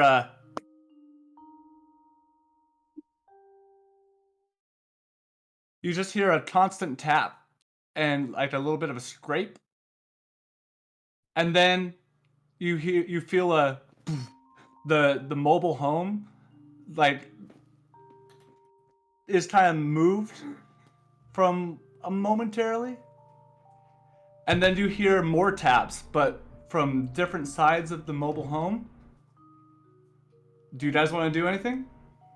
Saffron that's when the rage kind of comes back, and she grabs her short sword and she kicks the door open, and she jumps out with her swords at the ready. Better not be a squirrel.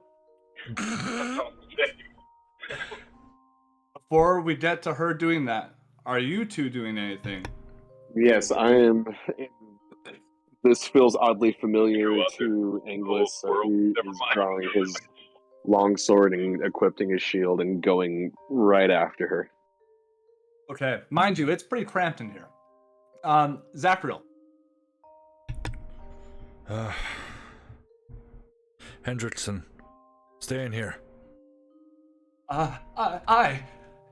Right as that happens, Claire fucking cinematically bursts with the door open with her foot, with weapons in hand, and you just hear a cacophony, like a choir of voices of different pitch just go, some higher pitch, lower pitch, and they're all sort of lay on top of each other as you see at least 11 of these abominations just on this side of the mobile home alone. I need everyone to roll for initiative. Mm-hmm. Oh, what the fuck? You win some, you lose some.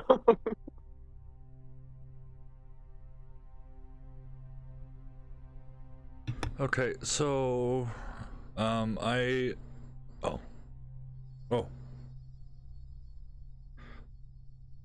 you want me to still roll for Hendrickson? If you want him to stay, we'll roll for initiative, just for the sake of him being on initiative. Okay. But we'll assume that he's staying in the mobile home unless said otherwise. Okay. So, Um, still convince Siegfried to keep Hendrickson safe inside the mobile home. what's that? She'll tell Siegfried to keep Hendrik safe inside the mobile home.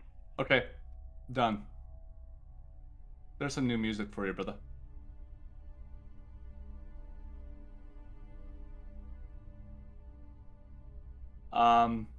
Okay, let's see what we got on initiatives here. Abhorrent.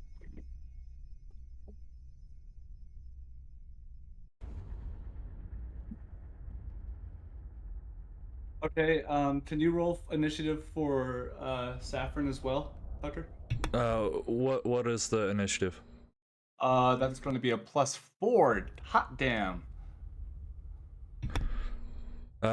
Saffron got a 19. Oof. Okay, and then what about you, Zafril? Hendrickson has a 5. Okay.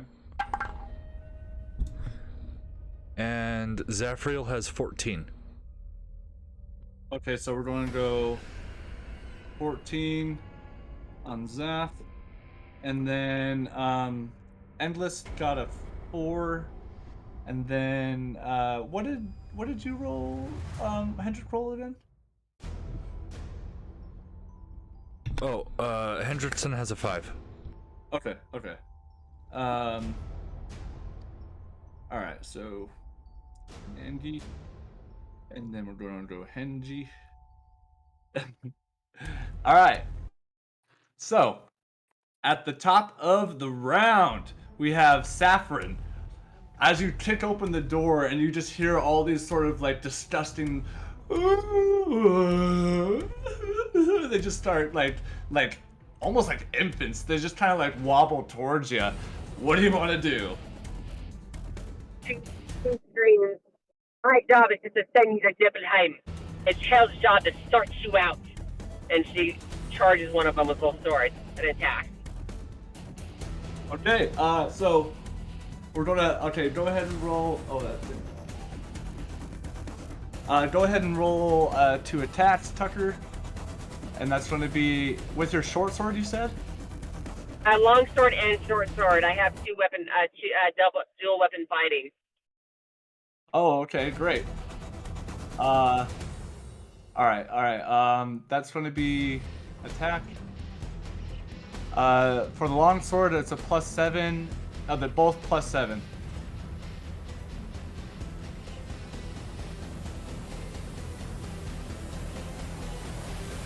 Alright, so one attack is a 15 and the other is a 25. They both hit. Okay. So, Tucker, maybe you should actually just open Claire's character sheet.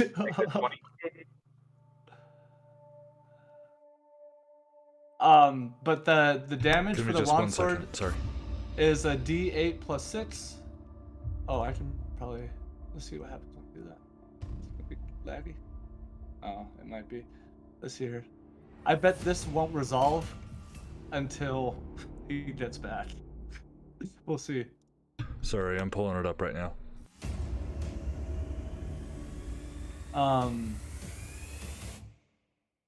Let's see here.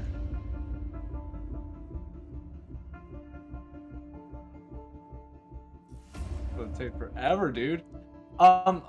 With dual wielding though, let me see. I can't remember if you add your modifier to the second one. I can't remember. So I can view her sheet, but I can't view her inventory and everything. Go to her attack. Does that do anything? Nothing? Oh, never mind, I'm just dumb. Alright, so it's 1d8 +6 and then 1d6 +6. Okay, so yeah, except the second one you don't add your ability modifier to, so it's just the dice damage. So the short sword is going to be just a d6.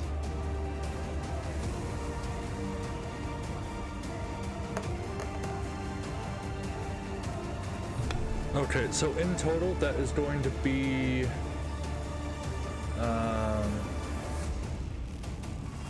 15 points of damage. So, Okay, you turn off.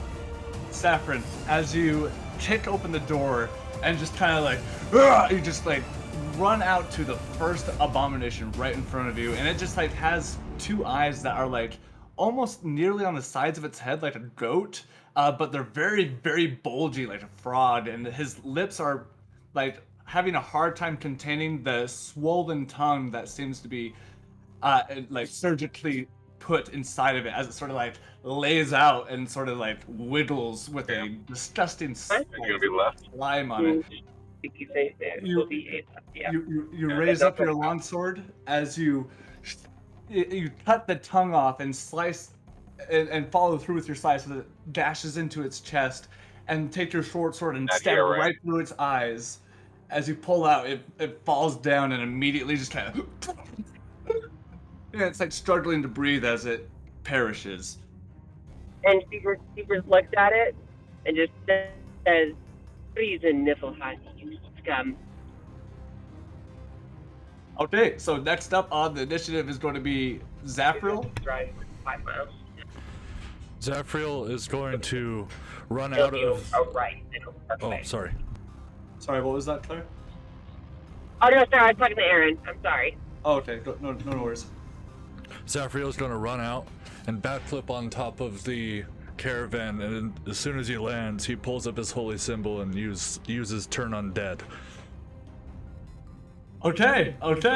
As you backflip up onto the roof, you see that there are on the other side, just as about 10 or 12 or so on the others. There's at least, this is a small horde, and off in the distance you see a hulking mass that you can't quite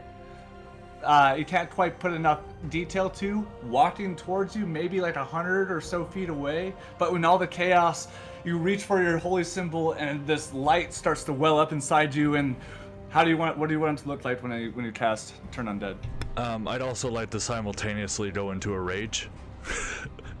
Fuck So yeah. as soon as I land, you hear Zafriel just do like this blood curdling roar as like this white light emanates, and like it's almost like a flashbang. Okay. All undead creatures within 30 feet of me must make a wisdom saving throw. Otherwise, they must use 30 feet of their movement speed to run away. Damn. Okay. Let's see here. I'm just gonna make one roll for. I'll make two rolls. Thank one you. for the left side of the wagon and the right side of the wagon. Yeah. My wife is awesome. She brought me Red Bull and pizza. Wow. All right. So the first one is going to be a 8. That fails? Okay, and the next one is going to be an 18. That succeeds. Okay, so the left side, as they look at your light, they just kind of just repel in it, and they don't do it now, but on their turn you just see them start to like push and pull like people trying to get into a store on Black Friday on each other, turning around to escape from the persistent light that just shone in their eyes, while the other side of the wagon seems to have not really taken too much of an effect. That's all I can do for my turn. Okay, up next, we have the abominations. You see as the left side begin to just buckle over themselves trying to run away. They use their full movement to move, right? Is that what it was? They just can't willingly move towards me. Oh yeah, so they just fucking start running away. And that half the wagon is now free. Saffron, all the 10 or so bodies surrounding you now start fleeing, and there's one that is within your melee range if you want to use your reaction to take an attack of opportunity as it flees from you. Me or? No, Saffron. Oh, okay. Sorry. Also, speaking of that, Saffron is not in here. Oh shit. But also with Turn Undead, the creatures who are afflicted by it, they cannot use a reaction on their turn. Great. Okay. You should roll an attack for her longsword to see if she gets any gets a hit on, because I'm sure she'll want to do that. The first attack, it's what is it to hit? I'm sorry, +7. Okay. Yeah. First hit is 10, and the short sword's attack will be. No, it's just the one. Oh, Just the one. okay. Yeah, just 10. 10? That misses. Okay, so they start running, and then the abominations on the right side are going to use their action to try and inflict damage to the mobile home itself. Let's see here. It's going to be, they're going to try and, rather unsuccessfully, you see them like, much like babies, they're like trying to do the whole World War Z thing where they like pile up on each other, but they're doing it like in a not coordinated way. So you see them bumbling over each other. When one starts to look like it could do some significant damage, one bumps into the other or gets pulled back, you know. And you do see this large hulking mass still before you, to, I guess, from your perspective of the road, if you're traveling north, it's on the east side of the road, now only about 60 feet away, and it appears to be wearing some sort of skins or armor. It's hard to tell from this distance. And with that, we are to Endless. Okay, so how many am I close to? Did you run out with Saffron? Yeah. Oh, you know what? That would mean that you could use your reaction just a second ago when he used Turn Undead if you want to take an attack of opportunity. Because you would have been close enough to hit one of those fuckers too if you want to try. Oh, yeah, definitely. Okay, so go ahead and roll for an attack. 20. 20? Oh yeah, that hits.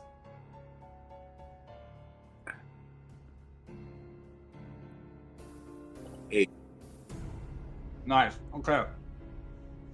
So you actually slice at the one that Saffron just tried to hit but missed, and you compensate, and you bring it up right into the armpit, nearly taking off its arm, and it's now at this point only being held onto with a couple fibers of sinew between the muscles. It's now your turn. These creatures have been able to get about 25 feet away from you.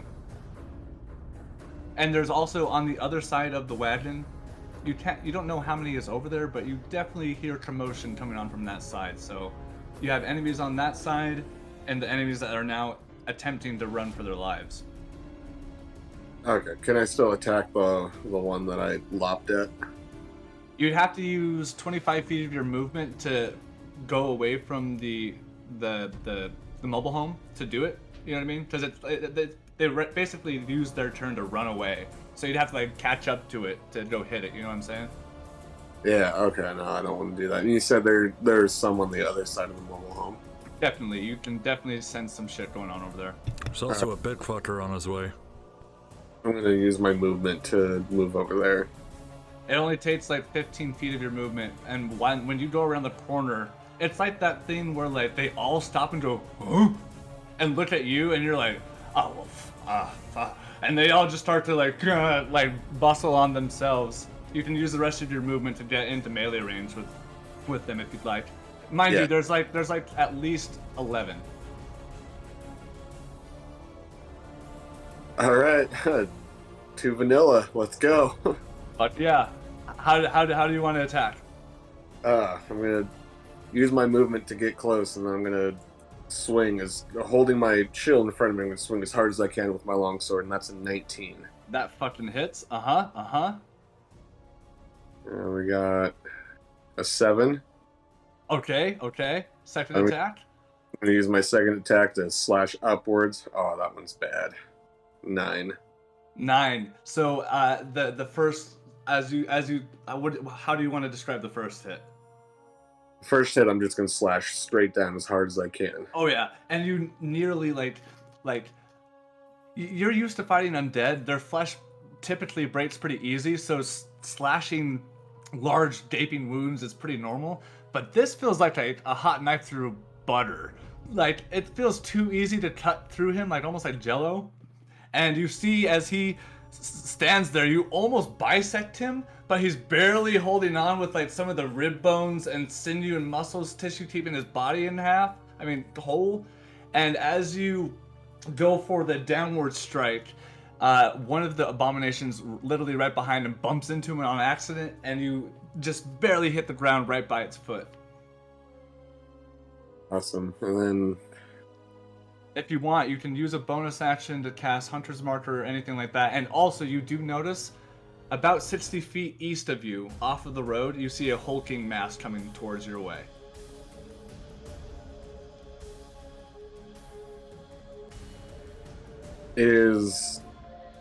Wait, what's coming our way? A big fucking thing. From the lighting right now and the overcast and the rain, it's too hard to see it, but you see something coming. It looks big. At least twice the size of the people you're fighting right now. Okay, I do want to cast Hunter's Mark. Okay.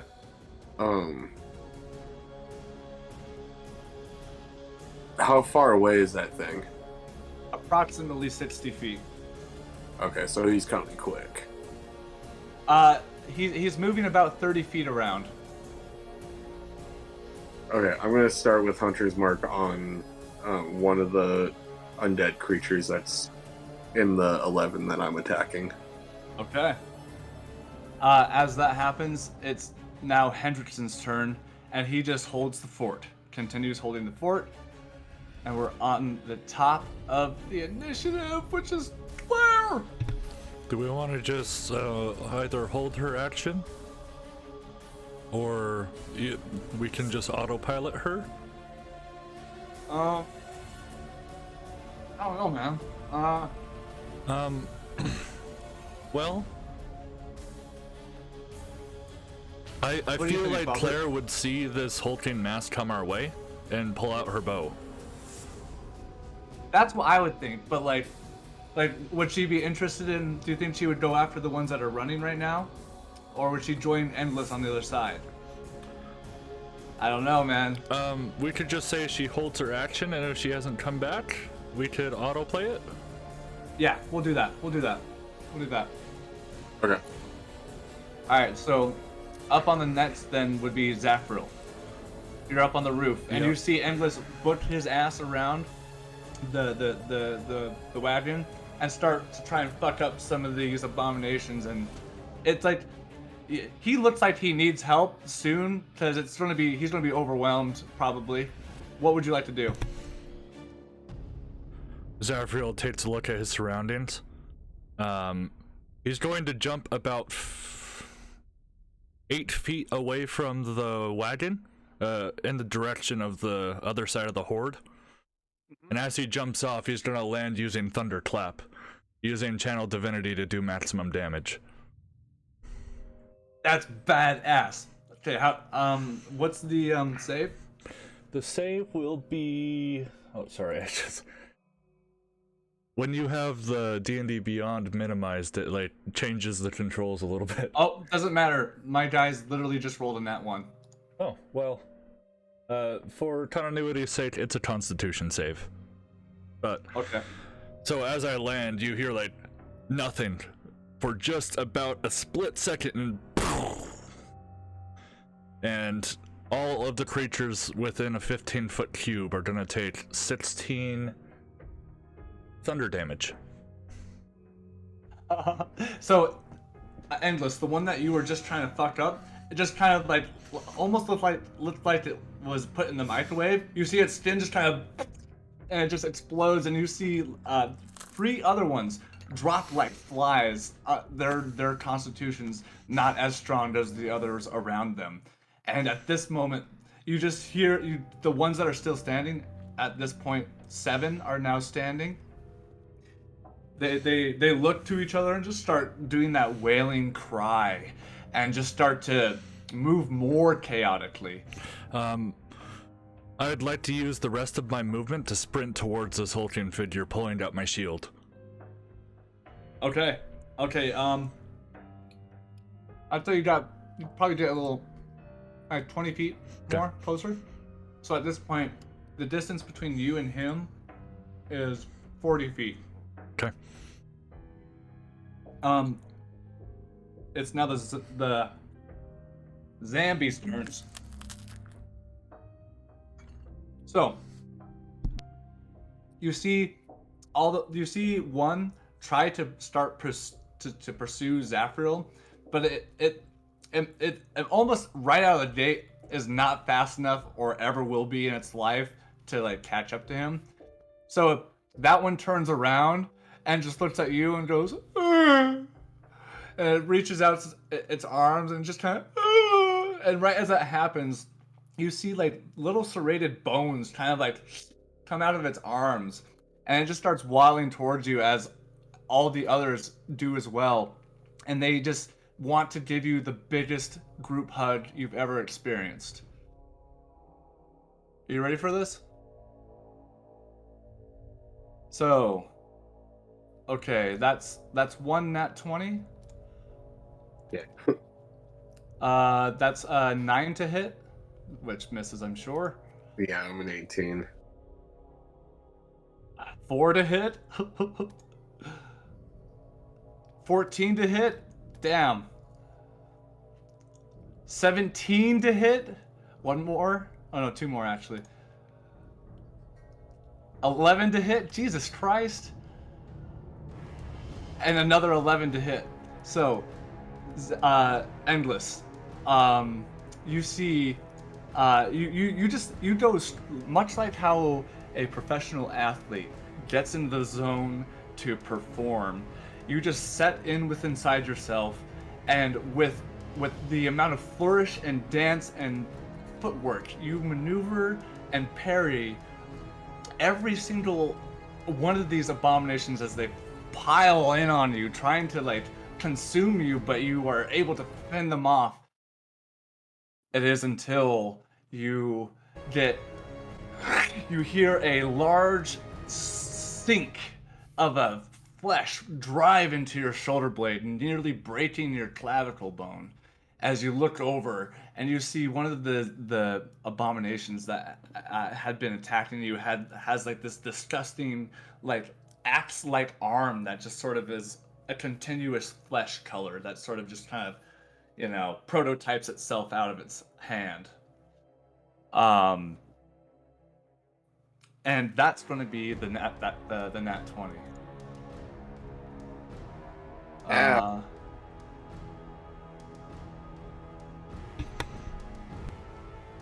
Hey, Endless, while he's calculating damage, do keep in mind that you can take a disengage action on your turn, so they can't get opportunity attacks on you if you want to run away. So that's going to be a total of 29 damage of slashing. I mean, well, technically it's slashing, but as you take you literally feel the warm blood rush down your chest, if only because of the cold weather right now. And you just feel like the pain, the adrenaline in the moment is just enough to bear it. That's a pretty nasty wound. The hulking figure then takes his movement to move forward even more. And Zafriel, as it approaches you, when you get to the point where you use your movement last turn, you were able to start getting a better look as you see the figure now that instead of just sort of lumbering is now starting to and its gait is like at least fucking 4.5, 5 feet as it begins to do this sprint. It gets 10 feet, 5 feet, and it's at this moment you see the clouded out, whited eyes, pale white, bluish sort of skin, as if this body was kept in a frozen lake. And you watch as the eyes roll back in on itself to reveal orange little eye colored eyes as you see a axe from Null sink into your shoulder. Let me Wait, you said from Null? Yes, this is Null. Okay. Let me pull up his character sheet real quick. Dude, I think it's cool how I can jump in between walls, and that's fucking badass. Oh, but yeah, as you see, you watch as a furious rage that you've seen before, fought next to, is now relentlessly putting itself in your wake. That's going to be, let's see here, +8 to hit.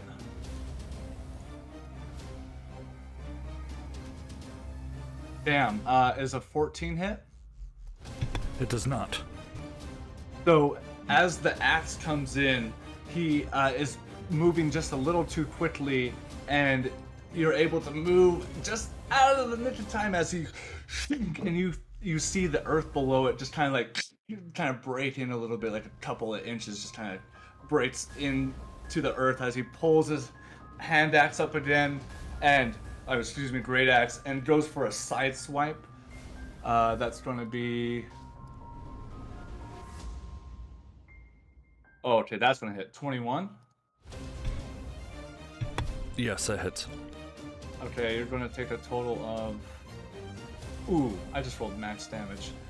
That's gonna be 17 points of slashing damage as the great axe gets you right in the fucking rib cage and it knocks the wind out of you. Just kind of.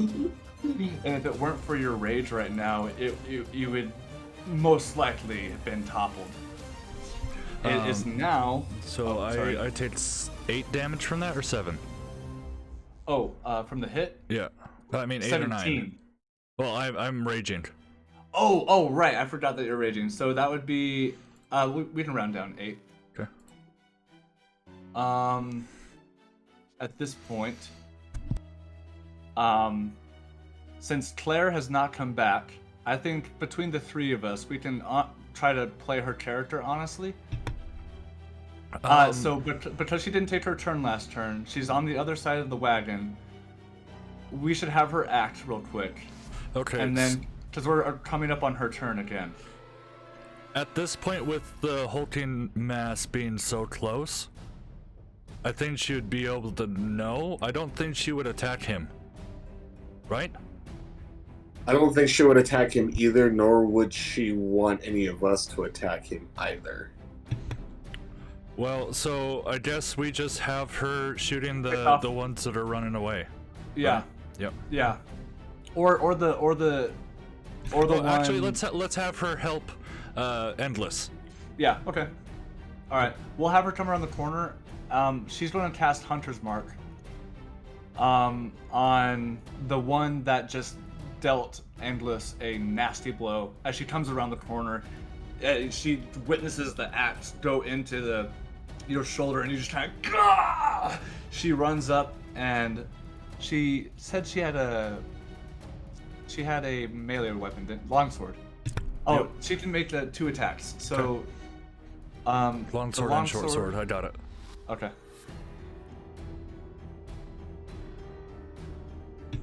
First one is a 15. That hits. Next one is a 25. Oh yeah, both hit. Remember, the short sword is just a d6.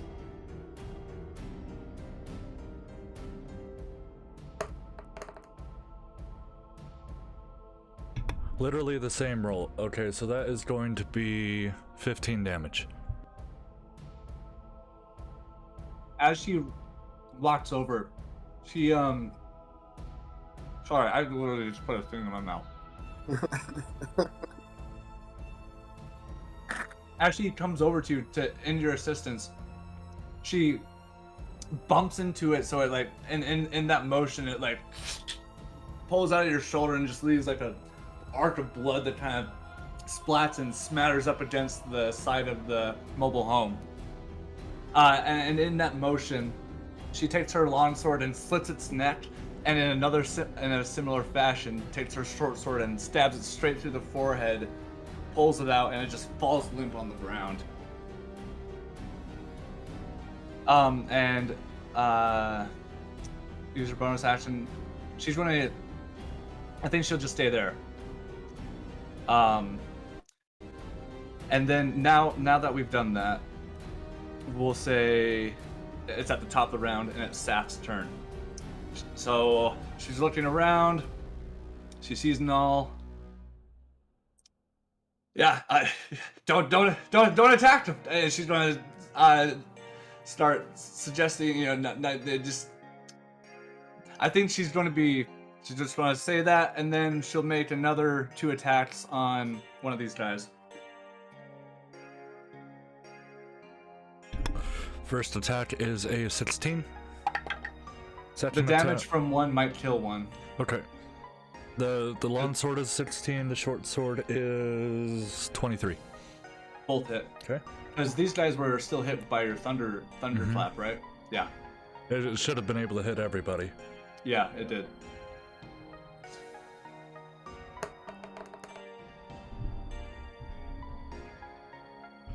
Okay, that is 14 damage. Oh, yeah, with just the longsword? Oh, that's with both. How much is the longsword? The longsword is... Let's see, that is 12. 12? Mm-hmm. She, with one slash of her longsword across the chest of one of these abominations, it just splits into and kind of dissolves into a jello, disgusting ooze on the ground. As she goes for another attack with the short sword, what was the short sword damage? 2. 2? And not quite enough damage to finish this one off, but is able to sever what looks to be most of the hand and wrist off of another. Zafriel, you're up, and then it's the Zambi's turn.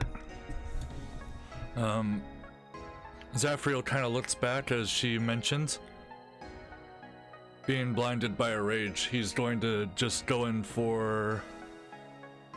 Let's see... Sorry, I'm managing 2 characters. I appreciate it, thank you.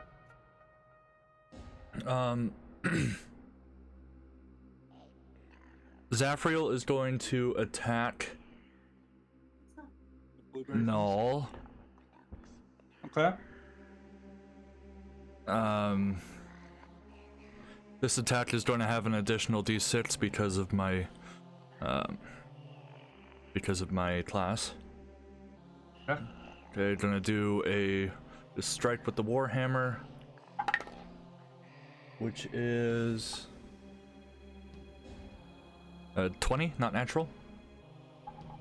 That hits, yeah. Okay. Oh wait, actually, this is on Null? Uh-huh. Oh yeah, that hits, that hits. I'm gonna roll this damage separately because he won't resist the radiant. Okay. So the melee strike is 8 damage. Okay, halved because he's raging. Right. And then the radiant damage is 5. Okay. He takes the hit he takes it right on the chin. Mm-hmm. And then... So what do you want the hit to look like? I'm just gonna smack him in the side of the knee with my hammer. Oh! Like, just right on the side and try and make it, like, kunk in? Just gonna try to cripple him. Dude, you try to do that, but his muscles are so fucking thick that, like, there is some give, but not enough to achieve what you're looking for. And he just looks at you with, like, a mildly unimpressed face, but also there's, like, a distance there. Like, there's, like, whatever lights are inside are fucking out. Didn't pay the bills, man. Zafriel's gonna throw his shield and just gonna stare at him in the face. Okay. So, after that, we had the zombies' turn. So, there are currently 3 more, if I'm counting correctly, by the surrounding you and Saffron, Anglis rather, and so those 3. they are definitely interested in Saffron, but the amount of blood that's coming out of you is so appealing to them that they can't help themselves but like want to give you their love. So they're going to I'm go at ahead. 20. That's going to be a 14 to hit. I'm at 8. No, 18. 17 to hit. And that'd be 16 to hit. That, yep. So all three, they're trying to scrape at you, and one actually does, but not enough to like really do any significant amount of damage. And it's at this point you look over at Zafril, and the two large hulking bodies facing off against each other is like is awesome in a sense, but like awesome in a sense like, you know, Pacific Rim. But like tragic because of the circumstances. uh and then Null, he will, let's see here. What kind of cool stuff can Null do? So he's going to take his great axe and, well, actually, he like looks at you, Zafril, and like he like, you know how you're trying to make eye contact with him. He stares at you for a moment, and his like eyes furrow. I will do with you. As he takes one step to the side, from his shoulder he pulls off a javelin and throws it directly at Saffron. That was actually a really good Null impression. I was trying my best. So the javelin is going to be, hold please, plus 7. 18 plus 7, that's a 25 to hit. That will definitely do damage. That's a d6 plus 4. 6 points of damage total to Saffron. Which do you got Saffron up right now? Yes, but I can't change her. I can't modify anything on her sheet. Oh, I can though. I will do that. And then for his second attack, he's going to use 30 feet of his movement to walk up to the mobile home, and it's at this point, Saffron, you can take your attack of opportunity if you'd like, Zafril. I'm actually gonna hold my reaction. Okay. You see Null as he charges forward. Oh, Jesus Christ.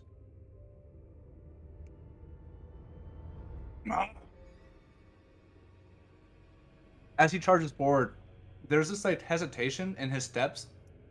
I mean, he's definitely moving in to kill you guys, but there's this pseudo hesitation as he approaches and takes his great axe back into his hands, and he goes ahead and tries to strike on Endless.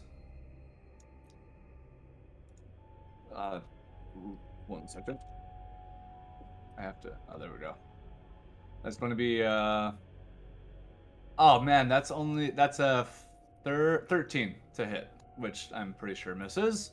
Yeah. Okay. And and like I described before, like he would have hit you, but there's like this 1% there. You know what I'm saying? Like a. Like there's like a small part of him that's trying to pull his hits. You know what I'm saying? Right. Let's see here. Up next, that is Endless. It's your turn. You have Null right in front of your face, and Saffron is in the process of taking a javelin out of her torso. Be right back. Null is in my face? Yes. What happened? I thought I had Zabambis in front of my face. You do. He is now over there with you. Oh. Yeah. As Zafril wasn't able to keep his attention well enough, and he's come after you and Saffron. Oh boy, I'm gonna fucking die. Do you have any spells you can cast? Maybe, I don't know. What do you got in your tank?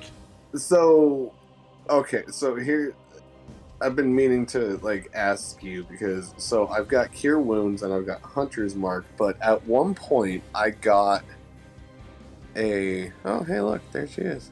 Oh, hello. Hi guys. Do you want me to catch you up? Yes, please. We just got our apartment. I mean, our hotel. Oh, good. I'm glad you guys drove safe. Yeah. Okay, well, Sorry, let me I'm back. back it up. Saffron, we all three of us tried to keep each other straight, and we tried to play your character honestly. You know what I'm saying? Yeah. We didn't make any major decisions, but we just, you know. You're good. All right, so basically, when you tapped out, you had, when you, so you kicked open the door, and as you went out, you killed a guy, right, with your 2 strikes. Zafril jumps on top of the thingamajig, the mobile home, uses turn undead. The group of abominations by your side of the where you came out all failed, and they began to run away because of the effects of turn undead. However, the right side of the mobile home, they all passed, so they weren't affected. So we had we had Saffron make one more attack towards the people that were running away. You happened to kill one, and then it's at this point I kept describing a large like hulking mass from the east side of the road approaching, and Zafriel ended his turn by using the rest of his movement to go towards the figure. And after which, Endless comes around the corner, and there's like this sea of flesh and nudity and horror as Endless jumps into the middle of it and starts fucking like finessing himself around the fucking battlefield, not getting hit, killing a bunch of guys.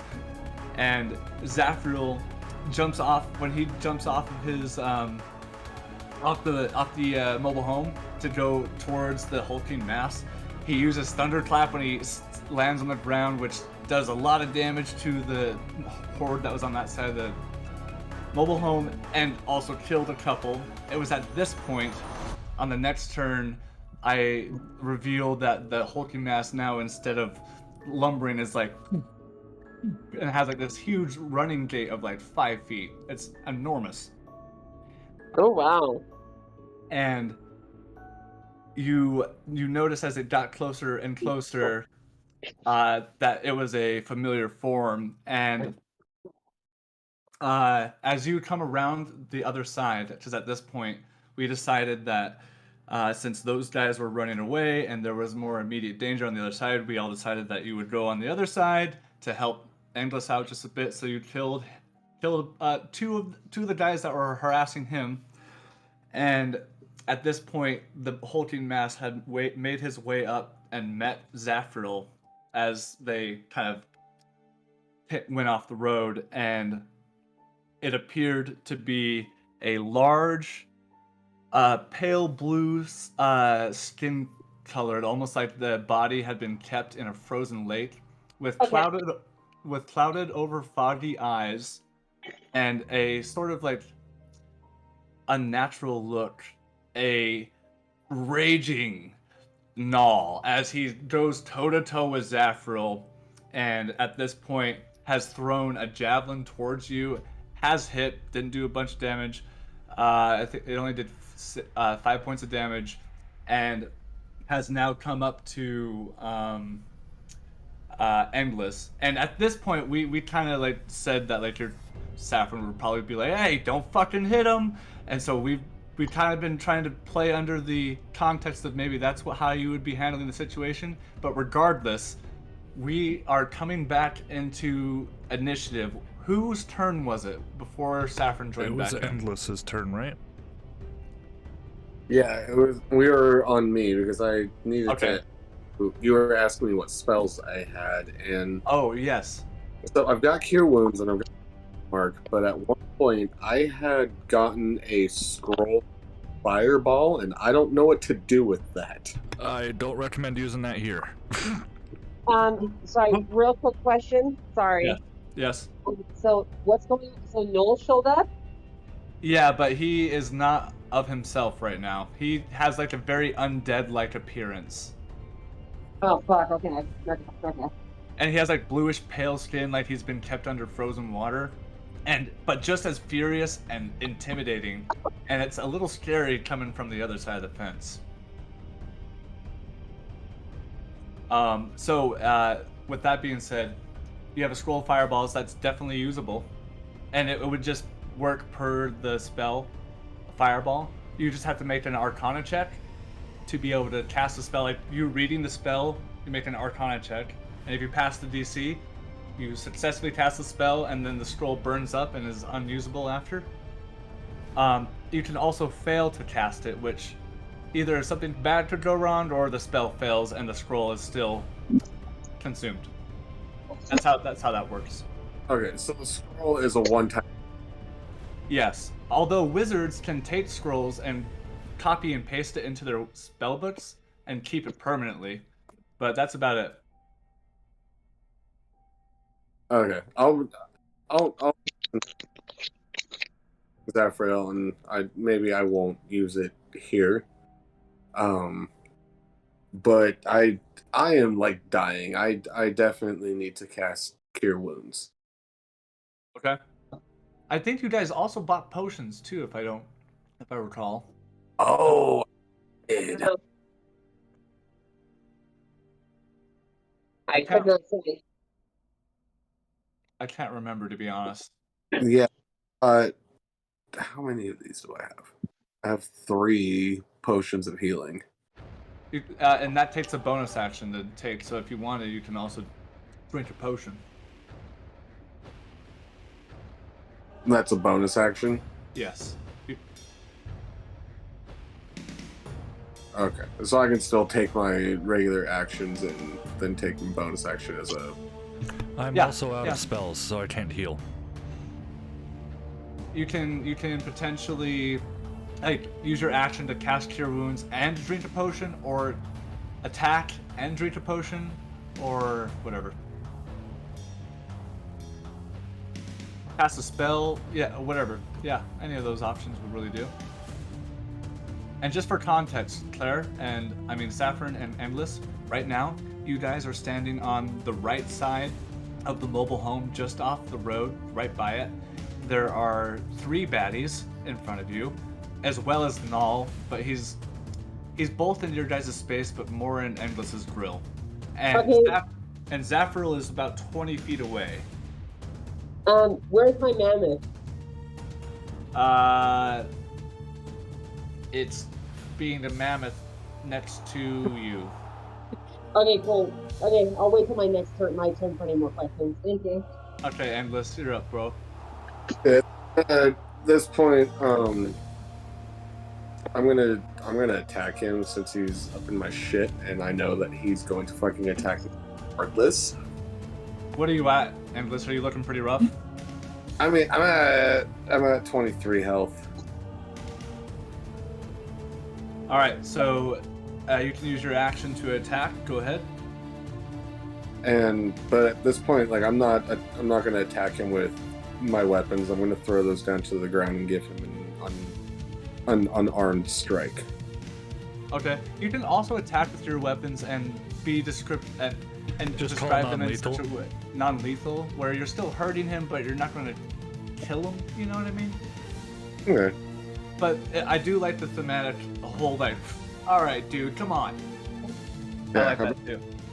I'm waiting for this moment. I got 19. That hits. And that would be, it does 5 damage.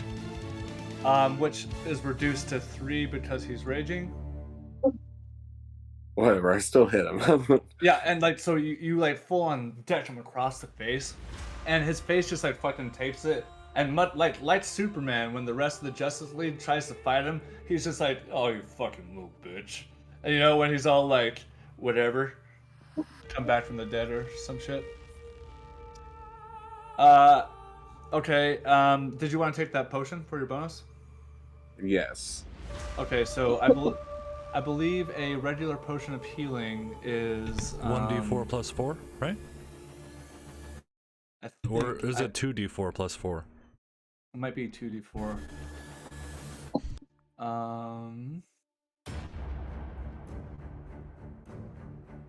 Actually, a regular potion is 1d4 plus 4, I thought. Yeah, I think that sounds right. Okay. It says here when I go into it, a character who drinks the magic red fluid of this vial regains 2d4 plus 2 hit points. Oh, right on. Sorry, 2d4 plus 2, my bad.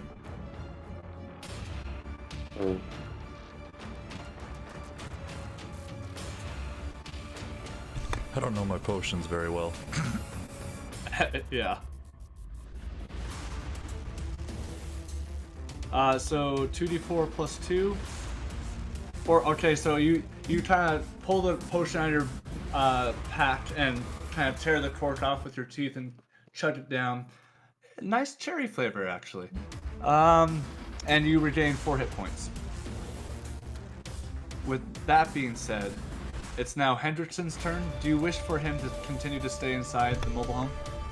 Or do you want to call I out feel to him? at this point Hendrickson would hop out. Okay. Hendrickson He comes has not out. been commanded, but I think hearing all the commotion, he would. Okay. Hendrickson comes out, and as he, I'm going to say he's just going to use his action to take the dodge action and just have a +5 to his AC. As he tries to like ascertain like what's going on, as he starts to put together that that might be null. What? And he's just confused. At the top of the round, we have Saffron. Just give me 1 second though.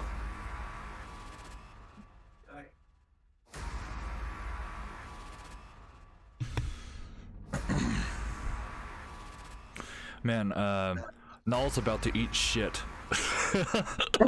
Zafriel's coming. Oh yeah, and Saffron's about to go toe-to-toe with him too.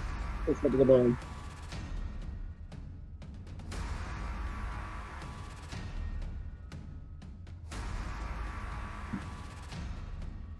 Alright, I am back. Saffron, you're on it, and Zafriel, you're on deck. What attacks does my mammoth have? Let's see here. Let's call it like a.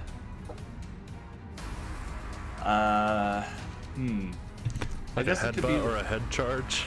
like a headbutt, and let's say maybe a gore attack. That seems cool. Yeah, if yeah, he has a gore attack and a headbutt sort of deal. Yeah, sure. How about a head charge where he charges and slams the top of his head? Okay. Does that work? I think I misunderstood you. Actually, can you repeat yourself? So with headbutt, is that where he like puts his head down and just charges and slams into him? Yeah, fuck yeah. Okay, cool. What? Do you guys have me switch to my bow, or do I still have my sword? We haven't pulled your bow out yet. I'm gonna switch to my bow, Okay. and I'm gonna aim my arrow at Noel, and I'm gonna grip my bow so fucking tight as my breath trembles as I breathe out, and I say a few words in Nordic as my arrow grows green with Nordic green runes going all the way around it, and I shoot the bow with the entanglement spell, and I yell out to boulders to do a headbutt. Oh yeah. All right. So, entangle. That's a dex save. Yes. Okay. He has advantage because of danger sense. So that's going to be. He doesn't have a high dex though. Oof. +1 to dex saves, man. That's rough. With advantage, that's going to be 14. Yep. Does that beat or fail? I think this was I think it's 15. It might be 14. I don't know if you could look for me. I can't see anything. Oh yeah, duh. Yeah, let me look at it real quick. Or Tucker, will you look at the entangle?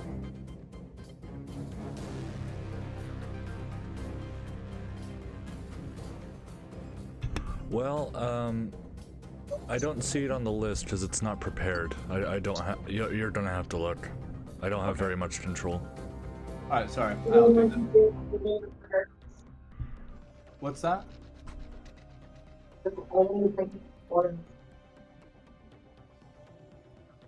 I'm sorry, Claire. I didn't quite get that. No, sorry. I was telling Aaron. Oh, my bad. Okay. I'm going to your character sheet right now. Hold, please.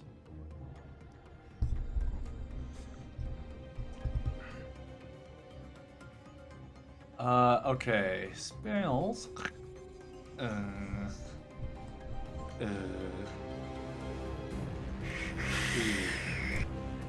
see here.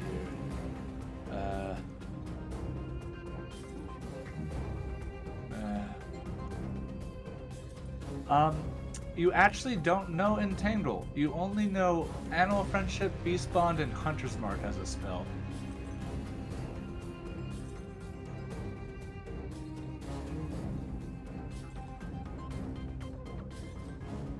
Yeah. Muted. Oh, I'm mute. No, not you. It's one of my special arrows. It's in my- Oh. Okay, my bad. I will go there instead. Yeah, it's part of my specialty. Aye. Okay. The grasping arrow. Here we go. A creature hit by the arrow takes a. Let's see here. Let's see here. Creature the target. Okay, so it takes an extra 2d6 poison damage. Its speed is reduced by 10, and it takes 2d6 slashing damage the first time on each turn it moves 1 foot or more. God damn! The brambles last for 1 minute until you use this option again, or until any creature uses an action to remove them with an athletics check. So, unfortunately, he rolled a 15, which beats your DC. However, so he's not afflicted by the brambles, but you do get to do an additional 2d6 damage to that arrow hit. So that's going to be roll. Let's see here. I need a roll for you. It's a +7 to hit. You got it. Oh, nice. +7 to hit is 14. Oh fuck, dude. Sorry, I rolled for damage. My bad. That was the 2d6s. My bad. Okay. It's a d20 roll for the attack. +7, I believe. Okay. Well, that's actually 11. Oh, fuck. Sorry. So, Sorry, Claire. I feel responsible. So Claire, you sorry, that was not it. A little bad luck as you pull your bow back and release the arrow. The certain amount of hesitation with the act of like shooting your lover with a bow and arrow throws you off just enough, and actually right as Null is about to get struck with the arrow, he catches the arrow with his fucking hand, and you watch the bramble magic come out of the arrow like it's supposed to, and he just like crumples the arrow basically with his fist and throws it on the ground and just goes and kind of gets his finger back and forth like a clock. Yeah. Okay. And then let's see here, and then you got your the mammoth guy. Yeah. Let's see here. Hold, please. On your turn, you can command the beast where to move, no action by you, or you can take the attack, dash, and disengage. How about if you don't use it? Okay. The beast obeys your command and takes its turn on your initiative. On your turn, you can command the beast where to move, no action. Okay, yeah. So, go ahead and roll an attack for this mammoth. I'm gonna have to make it a stat block, man. So let's just say like he has a +6 to hit with his headbutt. So let's just get a d20 roll here real quick. That's a nat 20. So wait, can I describe it? Yes, please. Okay, sorry. I look like an absolute mess. Let me see here. No, no, no. Okay, so tired. So he grabs the arrow, breaks it, and when he does that, right as he does that, the mammoth just makes the elephant noise and just slams into the side of him like he got hit by a car. Oh, And fuck yeah. he does a side flip over the mammoth and lands and does the scorpion pose. You know, like people land on their Oh, head fuck and yes, dude. Okay, I'm you know sorry. what? We're gonna When say you, that he. Oh, sorry. Go ahead. I was the elder. I'm sorry if when you listen to this, but So we're gonna say that because it was a nat 20, he just lands prone because that's cool. Now that's gonna. What would a headbutt be? Let's say it's 2d6 what? plus his Strength? plus his strength, which I'm gonna say he has a +4 to his strength. So 2d6 real quick. Bing bong, bing bong. That's 5 times 2 for the crit. That's 10 plus 4 is 14. 14 points of damage, and it's halved technically because he's raging. So the hit doesn't hit quite as hard, but because of that, because of the angle and the unexpectedness, he just fucking tumbles on himself and scorpions himself. You almost hear like a couple bones go, like it, like kind of shifts some bones into place that might have been out of alignment. uh, And okay. Let's see. Let me mark that down on his character sheet real quick. okay, I'm Um, gonna use my second win to attack again.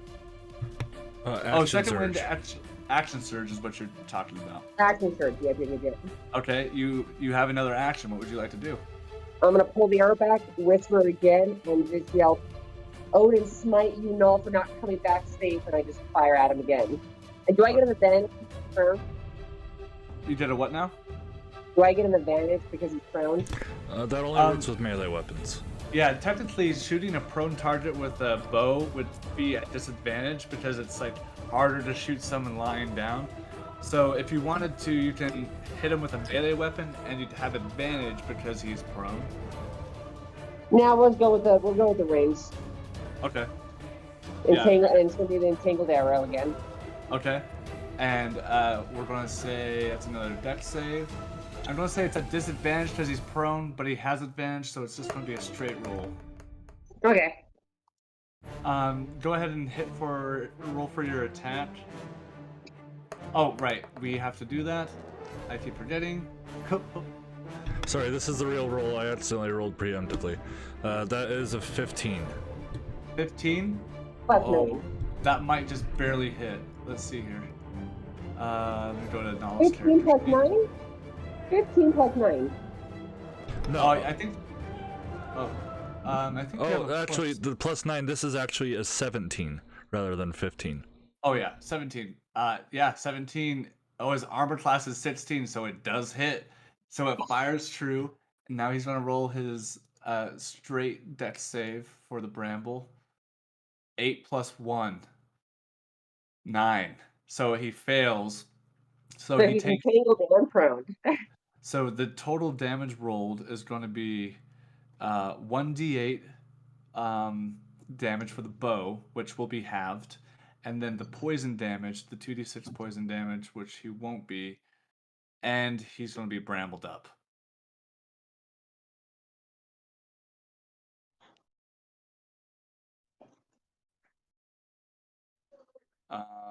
Alrighty then. Do we have the damage on that? No, sorry. So we have 1d8, which will be half. So I'm just gonna roll that one individually. That is 4 rounded up. And then plus the dex, which is 1, so that will be a total of 5 damage. Okay, and then the 2d6 is coming, which is 4 points of poison damage. And then Okay. you also tested Hunter's Mark, but that was on a different one, right? Yeah. Yes, Yeah. that doesn't count. Oh, Okay. but you can use your bonus action to move Hunter's Mark onto Null if you'd like. Because it's still technically, you're still concentrating on the spell. Oh, okay. How's his HP doing? Um, he looks like he can still take on you guys for maybe a couple more rounds. I mean, he looks like he's starting to get. He's looking like he's taking some damage, but he's fucking ready to fucking go. Like this guy is a. Yeah. Okay, Oh yeah. we'll transfer the mark to add the extra damage. Sorry, Elder. Okay, so throw another d6 on there. And additional 2 damage. Nice. Okay.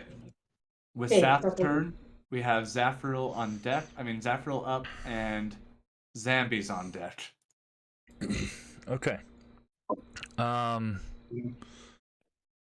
Zafriel, now shieldless, is going to wield the Warhammer two-handed. Fuck yeah, he is, dude. You just mimic Null right now as he wields his battle axe with great axe with his 2 hands. Sprinting up to Null, seeing that he's now prone, Zafriel is gonna swing his Warhammer down, trying to drive a nail into his skull. Fuck yeah, go ahead and roll for an attack at advantage. Okay. Wait, are you trying to kill Null? Oh, I'm not trying to kill him. Okay. I was like, hold up. Null's gonna be able to take a hammer to the face or two. I just heard, I'm gonna bring my hammer down and bring the nail into his skull, and I was like, oh no. That was purely metaphorical. oh, it's being stirred, because you might have to look, there might be a PvP event. Alright. Oh shit. Okay, so that is a natural 20, fellas. Oh boy. This is about to be some meaty damage. Wait, so Elder has gotten nat 20 twice in 2 turns? Max damage. Elder, we're so sorry. We're sorry, Elder. He just rolled a 12. Okay, so that is actually 14 with the mod. Oh, okay, so times it first and we then are going to 20, 24, add a d6 because of my ability, plus 4. All right, so 24 damage would be halved, and then additional 4 radiant damage. Oh my god. So describe this hit, dude. This is fucking nasty.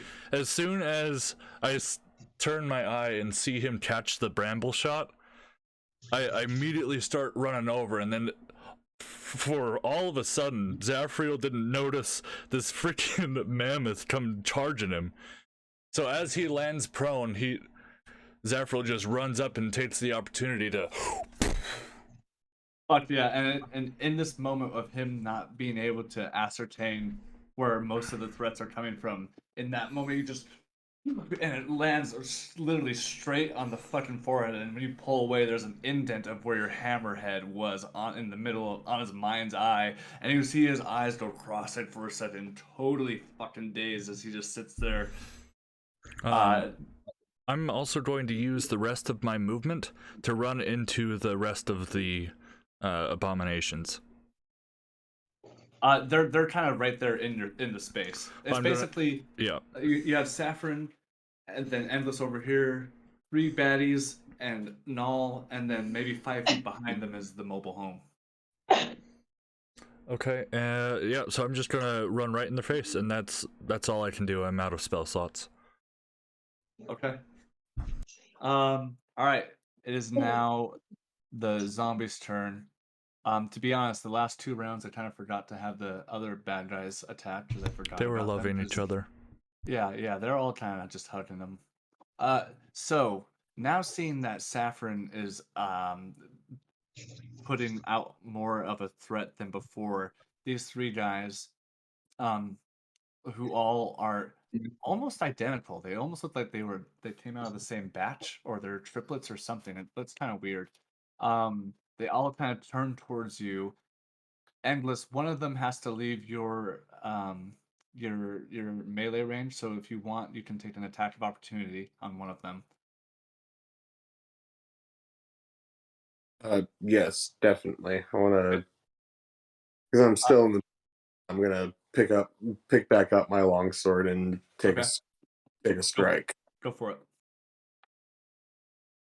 Ooh, what is that? An 8. 8 total. Yeah. Yeah, the totally whiffs. Um, and so as the 3 guys now go towards Saffron, they're all gonna go. They just all start like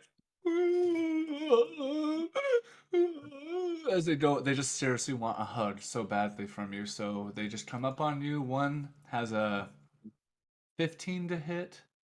Does that hit, brother? What? 15. She has an AC of 16. Oh, great. Okay, now the next attack. One's a 19 and one's a 16. So the 19 hits. What was the AC again?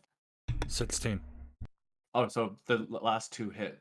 So that's going to be a total of oof, um, 9 points for the first hit and 11 points from the second hit. So Saffron is down 25 HP total from this fight, so she's a little less than half health. Okay. Damn. That's not a good. Okay, and now it's Nal's turn.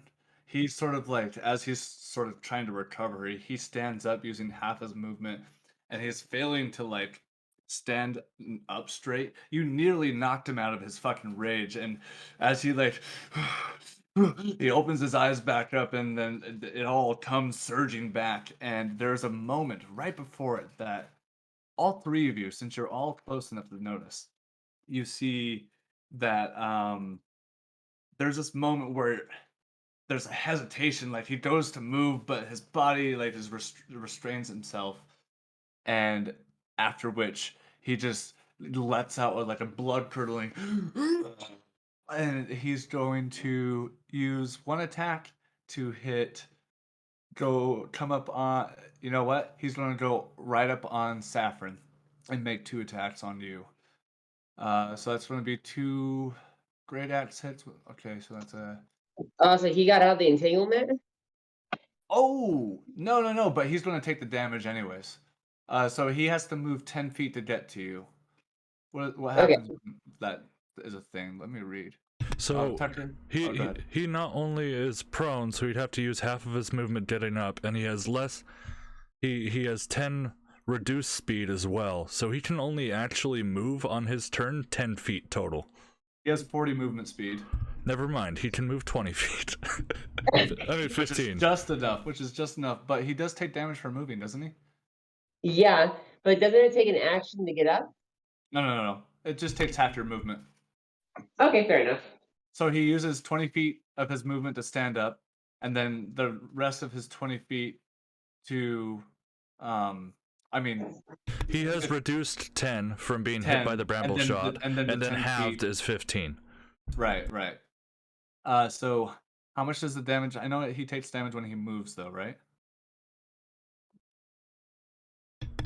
He is going to take 2d6 slashing damage for moving 1 feet or more. Okay, so go ahead and roll that real quick. You watch as he just like bears through the pain as the bramble that got him initially starts to like wrap up his arm like a poison going through his veins, and just they start digging into him like a barbed wire fence. He takes 2 damage. Which is reduced by 1. No, it's reduced, so 2 damage. Oh, okay. Okay, now as he gets up on Saffron, you start to see that he does in fact have like clouded, whited over eyes, except for a small hint of orange that kind of peeks through, similar to the abominations around you. But you see like 2 or 3 small welled up tears start like forming in his face as he's just like and it goes for 2 attacks on you. One's a nat 20 and the other is a 10, which doesn't hit, but we'll go ahead and call that nat 20 bing boing bing bong. Probably gonna And kill me. that's going to be, hold please, 1d12. Okay. Oh boy.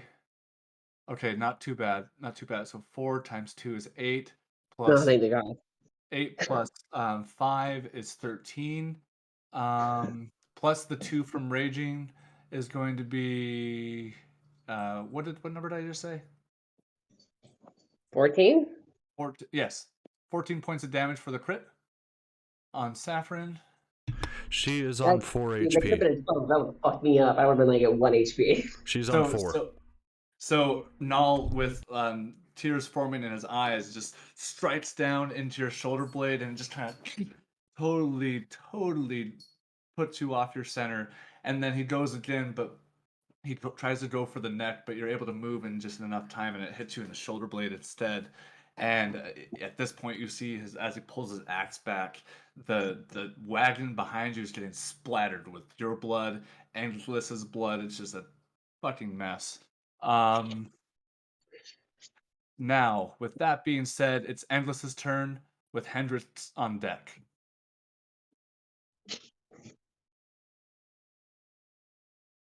Dude, you're an epic storyteller. I really want you to know that. Oh, hey, thanks. Right, babe?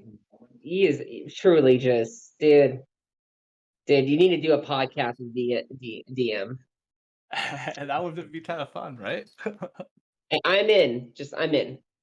I'm in it for that. Hey, that's not a bad idea. Maybe I'll think about that.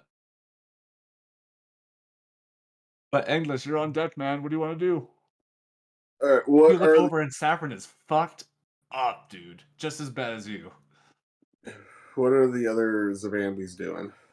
They're also on Saffron, failing to like get at her because of their incompetence. But they all look pretty rough. They're also on death's door. Okay. So I'm gonna attack them. Okay. So that's a 24 on my first. Oh yeah, that fucking hits. Let's see and my hunter's mark. So 8 damage total on the first. How do you want to finish that one off? So I'm gonna slash straight down and sever him from shoulder down. Fuck yeah. And there's a moment where you do it so quickly, there's a pause, and then his body sort of like, and then slides apart. I'm gonna use my second attack. Couldn't see what that is. 19. That fucking hits. And it's 5 with my hunter's mark. 6 total. And same with the other one, but like a mirrored version. So it's almost like you did like a, and then another one this way, and they both in unison just kind of like slide in half. Now there's one baddie remaining, including Null. All right, and that's all I can do right now. Okay, Hendrickson yells out to the group. Sorry, continue, but I have something specific I want him to do. Okay. We gotta restrain him! We can't hurt him! And he looks to you for direction. As he calls this out, he's going to use his leadership ability. What does that mean? For 1 minute, the knight can utter a special command or warning whenever a non-hostile creature that it can see within 30 feet makes an attack roll or saving throw. The creature can add a d4 to its roll, provided that it can hear or understand the knight. So everyone gets a d4 to their attack? Just the one. Okay, so who? Zafriel. He says, "Sire, quickly, take this!" And he starts to get his rope ready. We'll have to try and knock him out or something. And he's going to start. He's going to hold his action to get some rope ready. And he in that moment of taking the role of a leadership, it inspires you, and you get ready to go in for more. That's his action. Okay. Do you want him to move, or do you kind of want him to stay over by the? Because right now he's sort of like adjacent and behind Saffron. I'd like to think that he's preparing the rope like pretty damn close to Null. Okay, so he'll just like run up, and he's pulling it out of his pack as he's coming. Saffron, you're up. Zafriel on deck.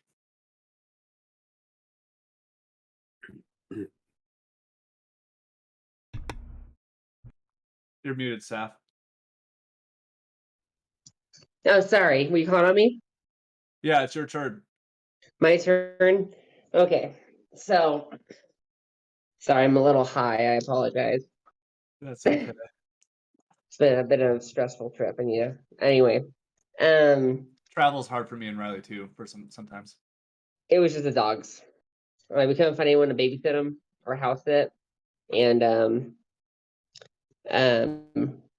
our husky and our half Great Dane just do not like car rides. Oh gosh. Yeah, Oh, and that's a big pup. I remember that pup. He's huge. yeah, and my boyfriend was ready to throw him out of the car at like 80 miles per hour. So it's just it's been a day. Anyway, sorry. So what'd you say? I was just having Tucker replay some music, but go ahead, Oh, Saf. okay. So is Noel still in front of me?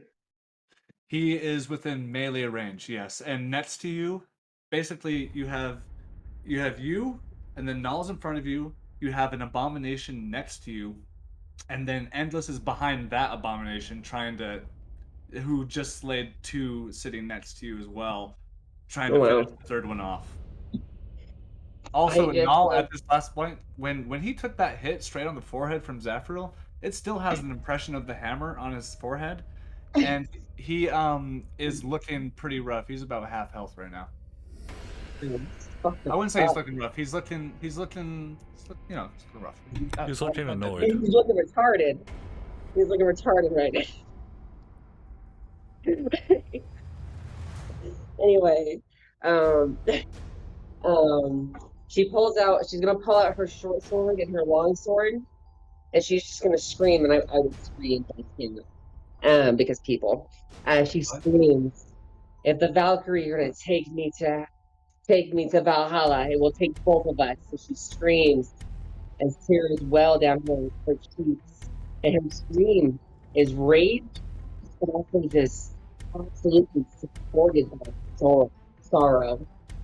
And he just charges Noel, and the madness is You're not kind of ridiculous. breaking up just a little bit, Saffron. I'm sorry. Oh, can you hear me now?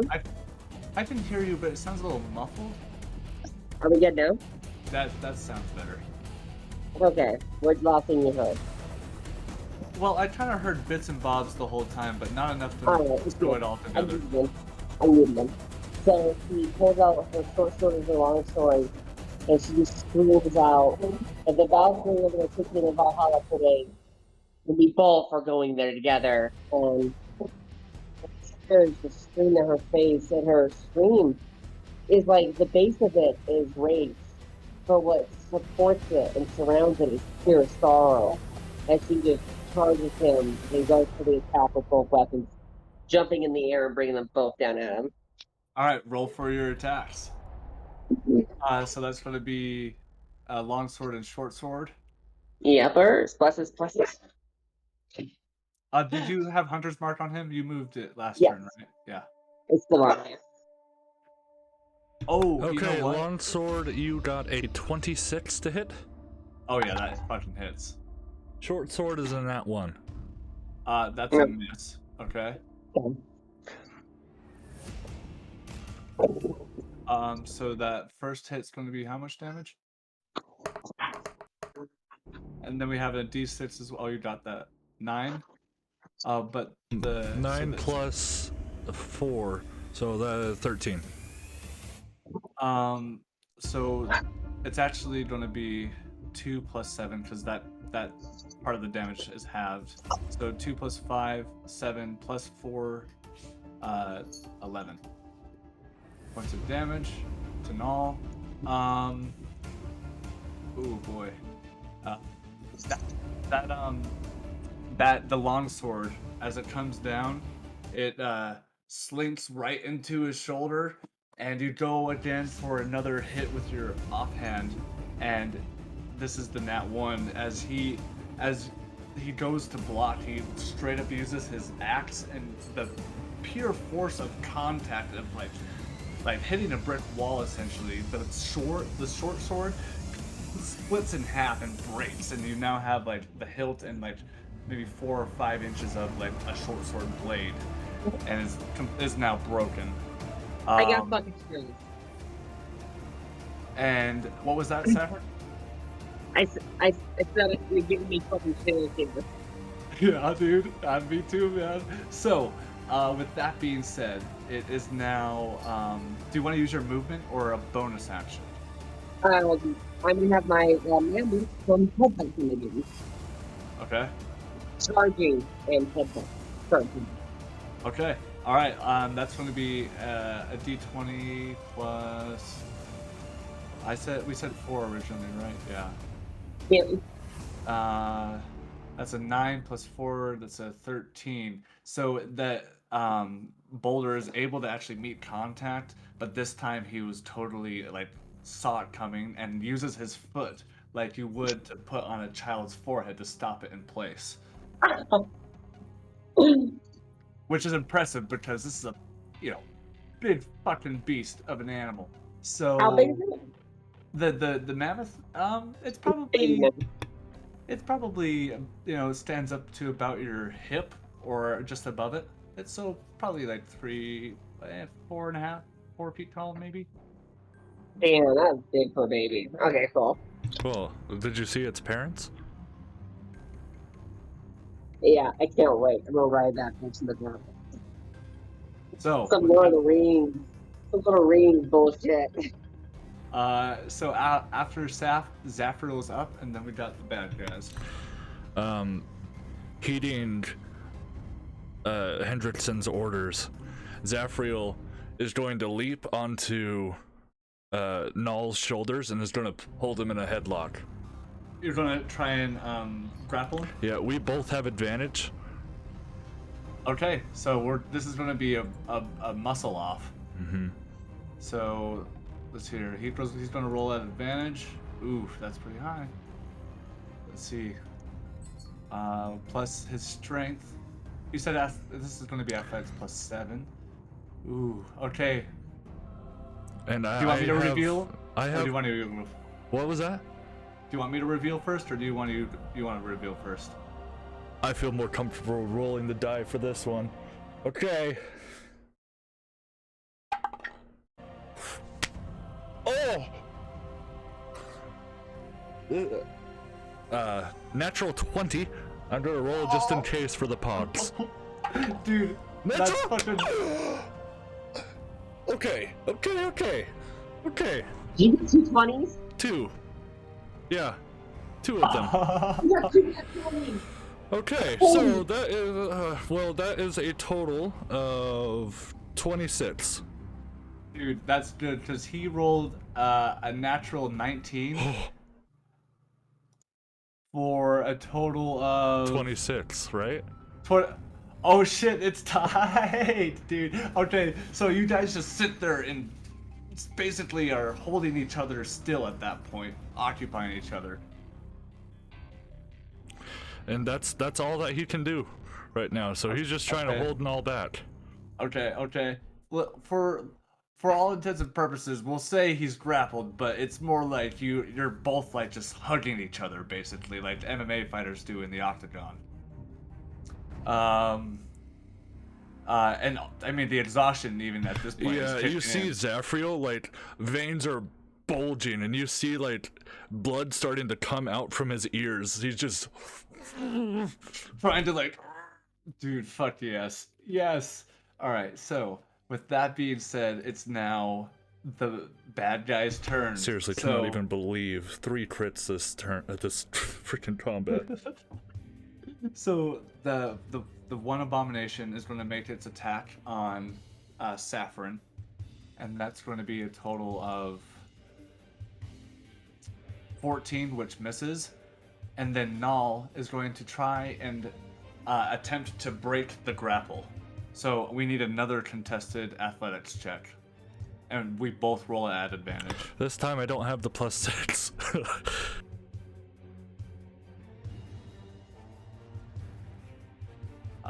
So I got a 9 plus 7. That's going to be a 16. I rolled 18 plus 4. 22. And he tries to like tear your arm off, and by doing that, he totally compromises the amount of ground he had before this contested grapple check. And at this point, you get him in a fucking full Nelson, and you got his arms up above his head as you see Hendrix just booking it towards you with rope. Okay. He used his action to try and break the grapple, and he can't move because he's grappled, so he's going to use his bonus action. Can he do anything with a bonus action? No. Oh, wait a second. What does he have in his inventory? Nothing. Nothing that is... Anyways, that's his turn. That's it. So with that being said, it's now... I believe it's Endless. Yep, Endless, and then Hendrickson is on deck. Holy crap, there's so much. Yeah, so right now Zafiril is like nearly passing out with the amount of strength he's having to it, because he's fitting him in a full Nelson, having him completely grappled. You see Hendrickson running towards him with rope. Saffron is just avoiding an attack from one of the abominations in between you and her. What would you like to do, Endless? I'm gonna go for the abominations that are attacking Saffron. Just the one left. And that is going to be 13 with 20. That hits.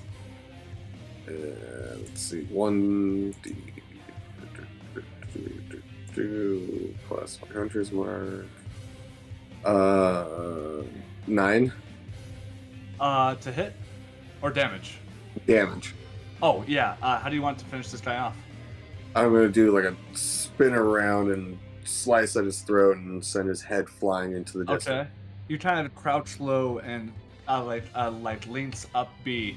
You sort of like spiral up with your sword, and it picks off the head and flies about a good 5 feet, leaving a perfect blood arc in the air as it kind of falls on the ground like jello. You have one more attack, and you can also use your bonus action to move Hunter's Mark if you'd like. I do want to move Hunter's Mark onto Null. Okay. You do Yeah. so? I want to attack him with a non-lethal attack if I can. Yeah. Go for it. Damn it, that's an 8 to hit. He as you swing forward, he looks at you, and there's a moment where the intensity drops for just a second, and you just see like desperation on the inside of his eyes as they begin to fog back over, and that amount of humanity that you see is enough for you to throw off your hit, and it totally whiffs. Do you want to move, or do you want to stay put? I'll stay put. All right, it is now Hendrickson's turn. He's going to try and we're going to call it and make it an athletics check, like a grapple check, except he'll have disadvantage because he's already grappled, to try and tie him up. You know what I mean? That's how I'm going to rule it. He's just have Hendricks. What's Hendrickson's strength stat? Give me 1 second, sorry. It's on a separate page. 52. He's got 16, so plus 3. Plus 3? Okay, so I'm going to go ahead and roll an athletics check at advantage with a plus 3. So that's going to be a total of 15 from Hendrickson, and then for Null. So he would be at disadvantage, but he has advantage, so just neutral, right? Oh, yeah. You're right. So that's just going to be a neutral roll. Fuck, dude. He rolls a natural 19 for a total of 26. And he tries to get the rope around Null, and he does successfully a couple of times, but then Null just like clocks Hendrickson right in the fucking jaw and like eye socket, and like totally knocks him on his ass, and he stands up, and that this attempt to tie him failed. And that's his movement and his action. I don't think he has any bonus actions, so now we go to Saffron at the top of initiative with a Zafril on deck. Null is looking pretty rough. I would say, is bloodied at this point. Cool. Make sure to My call turn, right? non-lethal, by the way. Very important. Okay. I'm gonna switch to just my hands. And Okay. I'm just gonna fucking non-lethal Mike Tyson his ass. Okay, so you just go into a full-on box and you just... Yeah, Go on. I mean, a two-piece McChicken combo. You know what I'm saying? Yeah, the old 1-2, of course. 1-2 buckaroo, you get it? So that's going to be 2 unarmed strikes from Saffron. So, what? Hold,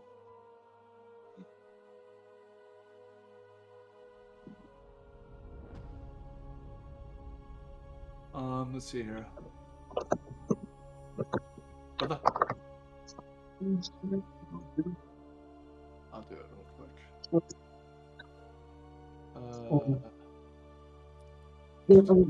quick. Saffron, they then go to unarmed strikes. Hold please, it is loading. Loading. Okay. Unarmed strike, here we go. It's a +7 to hit. Really beautiful. So that's 2. So cunt. Both. 8 + 7 is 15, so that misses. 13 + 7 is a dirty 20. That will hit. So that's going to do a total of 5 points of bludgeoning damage, which is reduced to 3 because he is raging. And it's also an additional D6 because of the Hunter's Mark. And what about the thorns? He hasn't moved yet. I think he only takes the damage if he moves. Oh, okay. And he takes an additional 2 damage from the Hunter's Mark there.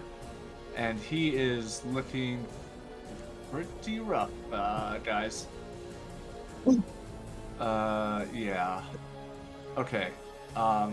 Who knew Nal would be a boss? Well, yeah, nothing bad out here. So, with the end of your turn, Saffron, Zafril, you're on deck. Do I have to roll it's to your maintain turn. my grapple? What's that? No, Do you I- don't have to roll to maintain it. Just when he tries to break it.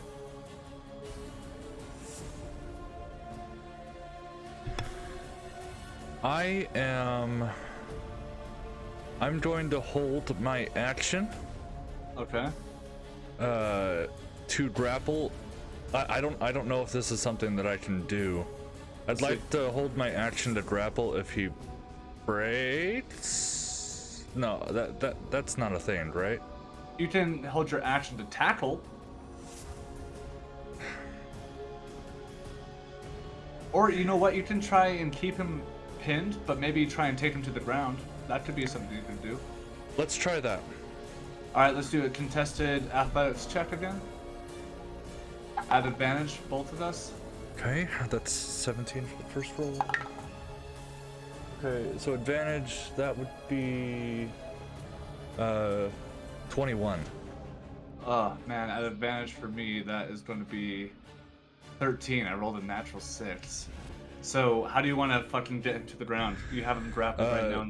I'm going to swap my position to a triangle, so I hold his arm and then wrap my legs around his shoulder and his neck. Oh, fuck yeah. And then just get him in a triangle. Doing this, then I pull his arm back, trying to snap his arm, and he just falls backwards, and I fall underneath him. I'm just gonna hold him. Fuck yeah. Dude, that's bad. Dude, these fucking 2 meaty bodies just slamming together like thunderclouds as you just wrap him around because he doesn't want his arm to break, his body naturally gives, and you take him down, and there's a large as you hit the ground. I let out like a cough of blood, and I just try to hold on to him. Dude, and he's a fucking heavy dude. He's a big guy, and you're just sitting there like getting around him. Okay. After that, we have Null's turn. He's going to try to break the grapple and get out of this shit. Another contested athletics check. At advantage for you. That's not Oh so my good God. that time. Okay, that's a 19. It's a 19. 17. So he tries to elbow you, and again, by moving, he compromises the amount of defense he had before, and now he's even more tied up into your hold that you have onto him on the ground. And that's his turn. That's it. Because that's his action, and he can't move. Man, barbarian versus barbarian, Jesus Christ. And you watch as at this point, but he's realizing that you're holding him down, and it's like the real inner rage comes out of like not being able to do anything, and he just starts to screaming at the top of his lungs and like trying to like squirm, and like you also at this point the type of bellow that's coming from deep within him is this opponent you're fighting, but it also like it's coming across as like a cry for help. And that's going to be his turn. Next on deck is Endless, and then Hendrickson.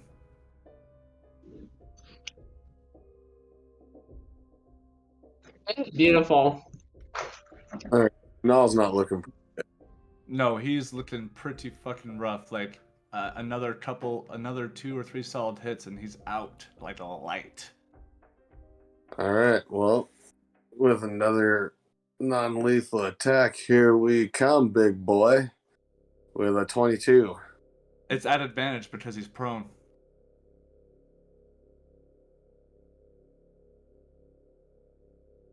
So you know, just in case if you get that crit. Okay. 20. All right, still hits. All right, and then 12 plus 3, so 15. 15 points of damage total. Is that with your Hunter's Mark? Yeah, How much of it was Hunter's Mark? 3. Okay, so 12. So 12 is reduced to 6 because he's raging, plus the 3, 9 points. Oh God, how do you want this hit to hit? I knock him out. He's not quite there. He's holding on. So as you hit him the first time, where do you want to hit him? I'm gonna. Is he standing or is he still like on the ground? He's like. Do you know what a triangle is in like wrestling? Not really. So- Okay, basically, Zafriel is laying beneath Null right now, and he's got him tied up like a pretzel, holding him down, and it's like these both meaty bodies just trying to like writhe on each other. And so you come up to this.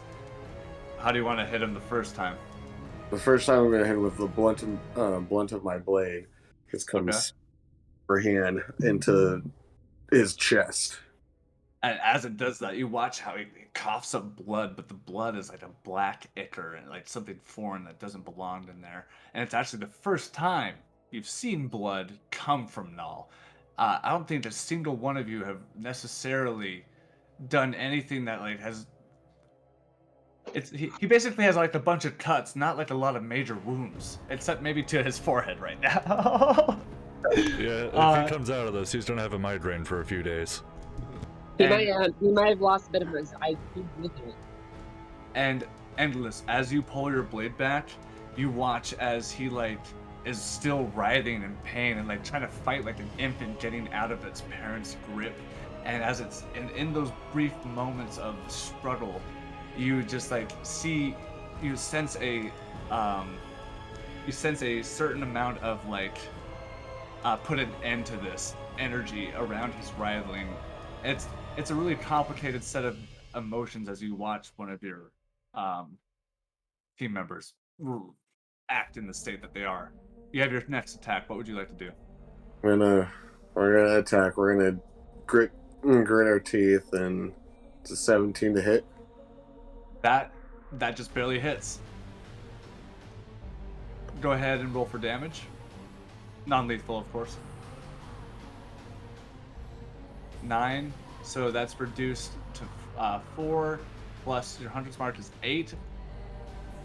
right as you make contact again, you this time go more towards the shoulder and the head to get more of a kunking action, and it actually makes contact and it shuts his eye closed because of where it hits on his face, and you just see his eyes roll back for a moment, and he just barely is holding on. He's just essentially like on 2 hit points right now. uh and if that's the end of your turn, you have a bonus action if you'd like to do anything. If not, we're going to go to Hendrickson. Yeah, I don't have anything else I can really do. Okay, at this point, Hendrickson's going to try one more time as he gets up after like holding his hand over his eye as he moves it. Where he got clocked initially from Null, his eye is actually caved in a bit. His face looks pretty fucked up. And he just grits his teeth and once more tries to tie him up, but now that he's prone on the ground, it might be a little easier. So he's going to roll with advantage. I'm going to give Null disadvantage because of the circumstance, which makes it an equal roll for him. So let's see, Hendrickson was a +3 to strength, if I remember correctly. Get it, Hendrick. With advantage, that's going to be a 22. Now a straight roll from Null. Let's see. Natural 11 plus 7 is 18. With that, Hendrickson is successfully able to essentially hog-tie the legs together and one of the arms to his chest. One arm is still free because of the way he's being grappled on the ground, but for right now, he seems to be tied up. It's now Saffron's turn. What would you like to do? Saffron is gonna push, or not push, just move Henderson aside, and she's gonna sit on Noel's chest Uh-huh. and just go for a double combo punch straight to the face again. Okay. How do you want to do this? Oh, you're gonna give it to me? Yeah. She's just gonna sit there and she's gonna hold her fist just above him like this, and she just hears her coming and she just screams, and she just hammer fists him one time in the face, and then she grabs the top of his head and she brings her shoulder up and she just puts all her body weight the Superman elbow right into Fuck yeah, dude. You come in with all your body weight into this elbow, flying through the air, and meet right on the jaw where it connects to the rest of the skull. And as it happens, you hear as his jaw like completely comes unhinged, and you watch his eyes just roll in the back of his head, unconscious. and she just For now, we are now out of initiative. She just lets out a leg with just a blood-curdling scream of just pain and rage. Zafriel lets go of the grip and lets his head fall down in the mud and is passed out. Okay. Yeah. Right when he gets conked out, you watch Zafriel like it's almost like the strength that he was using was borrowed. As right as the job is done, he passes out just as fast. Oh shit! It's what we were seeing there was a pretty fucking strong ass feat of strength. As you see now that Hendrickson, covering his eye, tries to pull Null off of Zafriel, but is unable to do so. And he just kind of looks up to you guys. Come, we must do this. And he's like almost himself feeling like he's gonna faint. Brother, if you want to change the music back to the one before, I'd appreciate it. And it's at this point the rain has subsided a little bit. We're going to dial it from a 4 back to a 2, and below you see the many corpses of these abominations surrounding your mobile home. You look at your mobile home and it's just covered in blood splatters left and right from yours, from Null's, from these abominations. You can see that black ichor towards the bottom. Nal is currently unconscious, who has now been pulled off of the top of Zafriel, who also lies unconscious. What do y'all like to do? At this point, it's probably like 3 o'clock in the afternoon.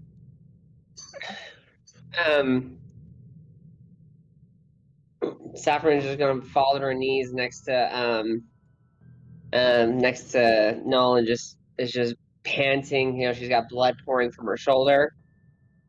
She's just sitting there looking at him. Yeah, and unfortunately, even lying there unconscious, the disturbed visage of his appearance remains. He still has the characteristically bluish purple skin, and Zafriel at this point. Don't you have a potion on your person, Zafriel? Yeah, it's just from exhaustion. I'd say at this point he starts to stir and kind of pulls himself up. Hendrickson. You look over and he's just covering his eye. Sire, I did it. I'm so He's proud. subdued.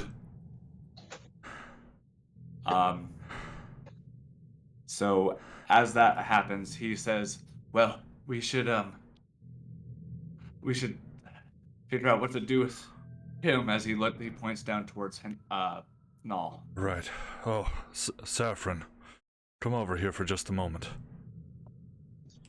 I am going to use healing hands on you, and you regain 6 hit points. Oh, thank you. She didn't. You'd have to come to her. Like she's not even responding. I see. Oh, sorry. Let me. Yeah. I kind of regained some of my strength and stand up, and I put a consoling hand on your shoulder, which, healing hands. 6 HP. Thank you. Okay. I'm going to take some hemp rope out of my pack and just tie it to his bindings and just try to heave him as close to the cart as possible. And See what you. you're able to do so even through your exhaustion. You're able to pull him just fine and get him to a point where you could affix him to the wagon somehow. I mean, to the mobile home somehow, in such a way. I think actually, Hendrickson has 20 feet of chain. He picked that up from whenever the last time you guys went to pick up supplies. So he starts to pull that out to sort of further secure, because he assumes that rope is not going to be enough to stop a man such as Null. So he's going to start kind of affixing some chains into areas to make it so he, if he were to stir awake, maybe wouldn't be able to escape as quickly. In the next hour or so, if you want to call it, we can call this a short rest. So you can roll up any hit dice if you'd like to heal up. Actually, surprisingly, Zafriel didn't take damage that fight. Oh shit! Really? Yeah. I thought Null landed some hits. on you, maybe Actually, not. he landed 1 hit. I am 63 out of 71. Damn. What are you at, Null? I mean, sorry, Saffron. She's at Oh, 4. yeah, it's not- Well, actually 10 now because of healing hands. And then what did you get to, Endless? Currently I'm at 29. What do I roll to heal up? You roll d10s. So it's basically you roll a d10 plus your con mod, and you can roll up to 6 of those if you want to heal up. Saffron's gonna look to Null's injuries, but she's definitely not really responding to anybody. She's gonna be very quiet the whole time. Saffron, it's really hard. Even though you guys were trying to do non-lethal damage, you nearly had to bring him to a point where he would die to actually stop the guy. And it's really hard to look at the injuries that are bear across his chest and his neck, and to specifically be able to point out the ones that you inflicted yourself. And there's this double-edged sword of pain. Like it was for his own good, but like at what cost? And it's really hard. Every couple of seconds, he'll just kind of go, "Ugh," and then just kind of wrestle back to sleep. And it's pretty hard to watch over the next hour or so. Him just sort of like out of it, mostly out. Zafriel walks up to Saffron. Listen, I'm sure you don't really want to hear anything from anybody at the moment, but as soon as tomorrow comes, he will get the fullest extent of my healing, and I will perform any procedure necessary to bring him back, but I will not let you lose him. I know the feeling. And tears are just like, you could see tears were swelling up, but they're not, somehow by pure raw strength. You know, those tears are just not popping and flowing, but that you can see they're swelling. And she just barely nods in appreciation as she just keeps attending his wounds. Even the ones she's already treated, she's rechecking them. Zafriel walks off, and he goes to try to see what he can do to address Hendrickson's eye, but... Ooh, make a medicine check. Yeah. I'm about to cry. This shit is so good. I just can't. The medicine check is 16. You have Hendrickson remove his hand from his eye, and now that you're sitting this close and he's like kind of like tensing from the pain, it's his right eye. You can see his part of I forget what the bone is called right above your eyebrow, but a good quarter-inch above his eye, and like to the bottom portion of his cheekbone is like concave and is just like been pushed in his eye. You can see a lot of damage he sustained to the eye. Like you're not sure how that's going to heal even with your magic.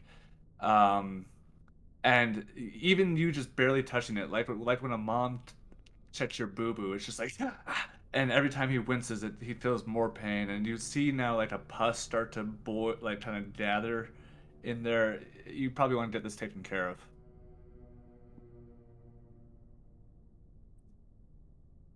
You're muted.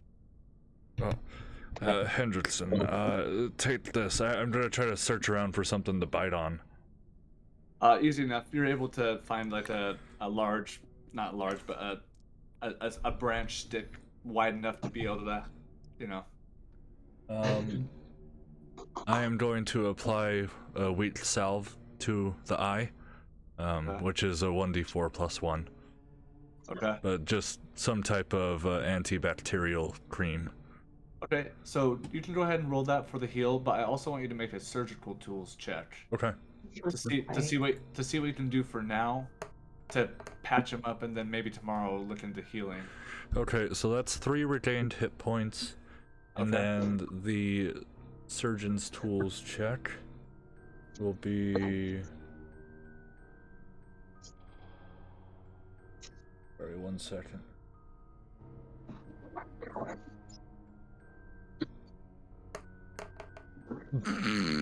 Used up my luck. That's a natural 1, but total 7. Natural 1. So actually, you don't make anything worse. You actually realize when you go into like see like where you can kind of stitch up or kind of like move some tissue around and have it be lofted in a spot where it could heal. You realize that you suddenly get the question to ask if he can see through his right eye. Because at this point, about half of it has that sort of grayed out, sort of like whatchamacallit, cataract sort of look. There's nothing you can do for him until tomorrow, and he's going to suffer tonight. I'm going to at least try to affix a bandage across his eye, and Yeah. that's the best I can do for right now.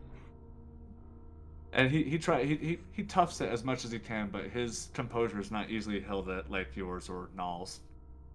You did With good that- today, Hendrickson. I'm very proud of you, and you have made a very great leader. Thank you, sire. Rest now. I'm tired. Yes, I will do so. And he goes to your wagon setup and gets ready to lie down. Endless and Saffron, Yes. Zafril, as you all stand there, you all you pull the wagon off the road and try to bed down for the night. Well, not the night. You still have about 4 more hours of daylight, but you're gonna just hold tight for now. And as you are sitting there, all wondering like what to do, or even like what you can even do, you start to see Null sort of like he becomes his eyes awaken, and you see that for the moment you just see Null's eyes, his normal eye, like you see him, and he looks at all three of you and like with fear of Saffron, specifically you. Null's always been the guy who was brave, never really backed down from a challenge, if ever. This fear is something you've never seen in his eyes before. As a second after that, they fog over with white, and a orange iris color appears instead over it. And as he begins to struggle and flex his arms, the chains like instantly kind of like go get tight, and where one of the chains was tied to breaks the wood, but it's not enough to compromise his whole setup. That'll need to be addressed eventually, but he sort of sits there and is unable to move and begins to like foam at the mouth, and you see a little bit of blood mixed in with it as he yells out the name Radagast, as the grass around you sort of like blows out, like a massive amount of wind was produced, and in doing so crinkles and like absorbs the life almost out of it, just kind of like as the grass just turns to dust, and those that are still standing are so frail that wind would crumble it. And that's where we're going to leave off for tonight's session. Damn, you motherfucker. Dude, I got like emotional just role playing with Zafriel. That whole shit got me emotional. Like this whole thing. You know, Aaron's just been listening actively this whole time. That's all he's been doing. He's been in it since the beginning. Fuck yeah. That's awesome. Yeah, this was a really fun session. I really, really like this one. And I hope Null like likes it as well, and hopefully I did him justice. I tried to kick your guys' ass. And I think I did so for the I most mean, part. you almost took down 2 of the 3. I think I'm gonna have to draw some of this. Like- I think so. Honestly, if I wasn't able to hold him grappled, he probably would have just killed all 3 of us. Yeah, Oh, dude. that's 110%. He wasted 3 turns trying to break a grapple, and he just couldn't because you just fucking kept holding on, dude. It was like 2 mountains, like trying to like Yeah. snap each other for dominancy. You're like, what the fuck is going on? It's terrifying. Seriously. Yeah. Oh my god, dude. That was fantastic. And Endless, man, I felt really bad there halfway through the session. I hope you didn't feel like I was picking on you or anything, as far as how much damage you were taking. No, it was good. I was just like, oh shit, what do I do? Yeah, Oh, shit, literally. it was just awkward how it played out, because you got into the swarm before Saffron was able to join, so instead of some of the aggro being split up between the 2 of you, it was, yeah. But that was pretty intense, man, and I was like really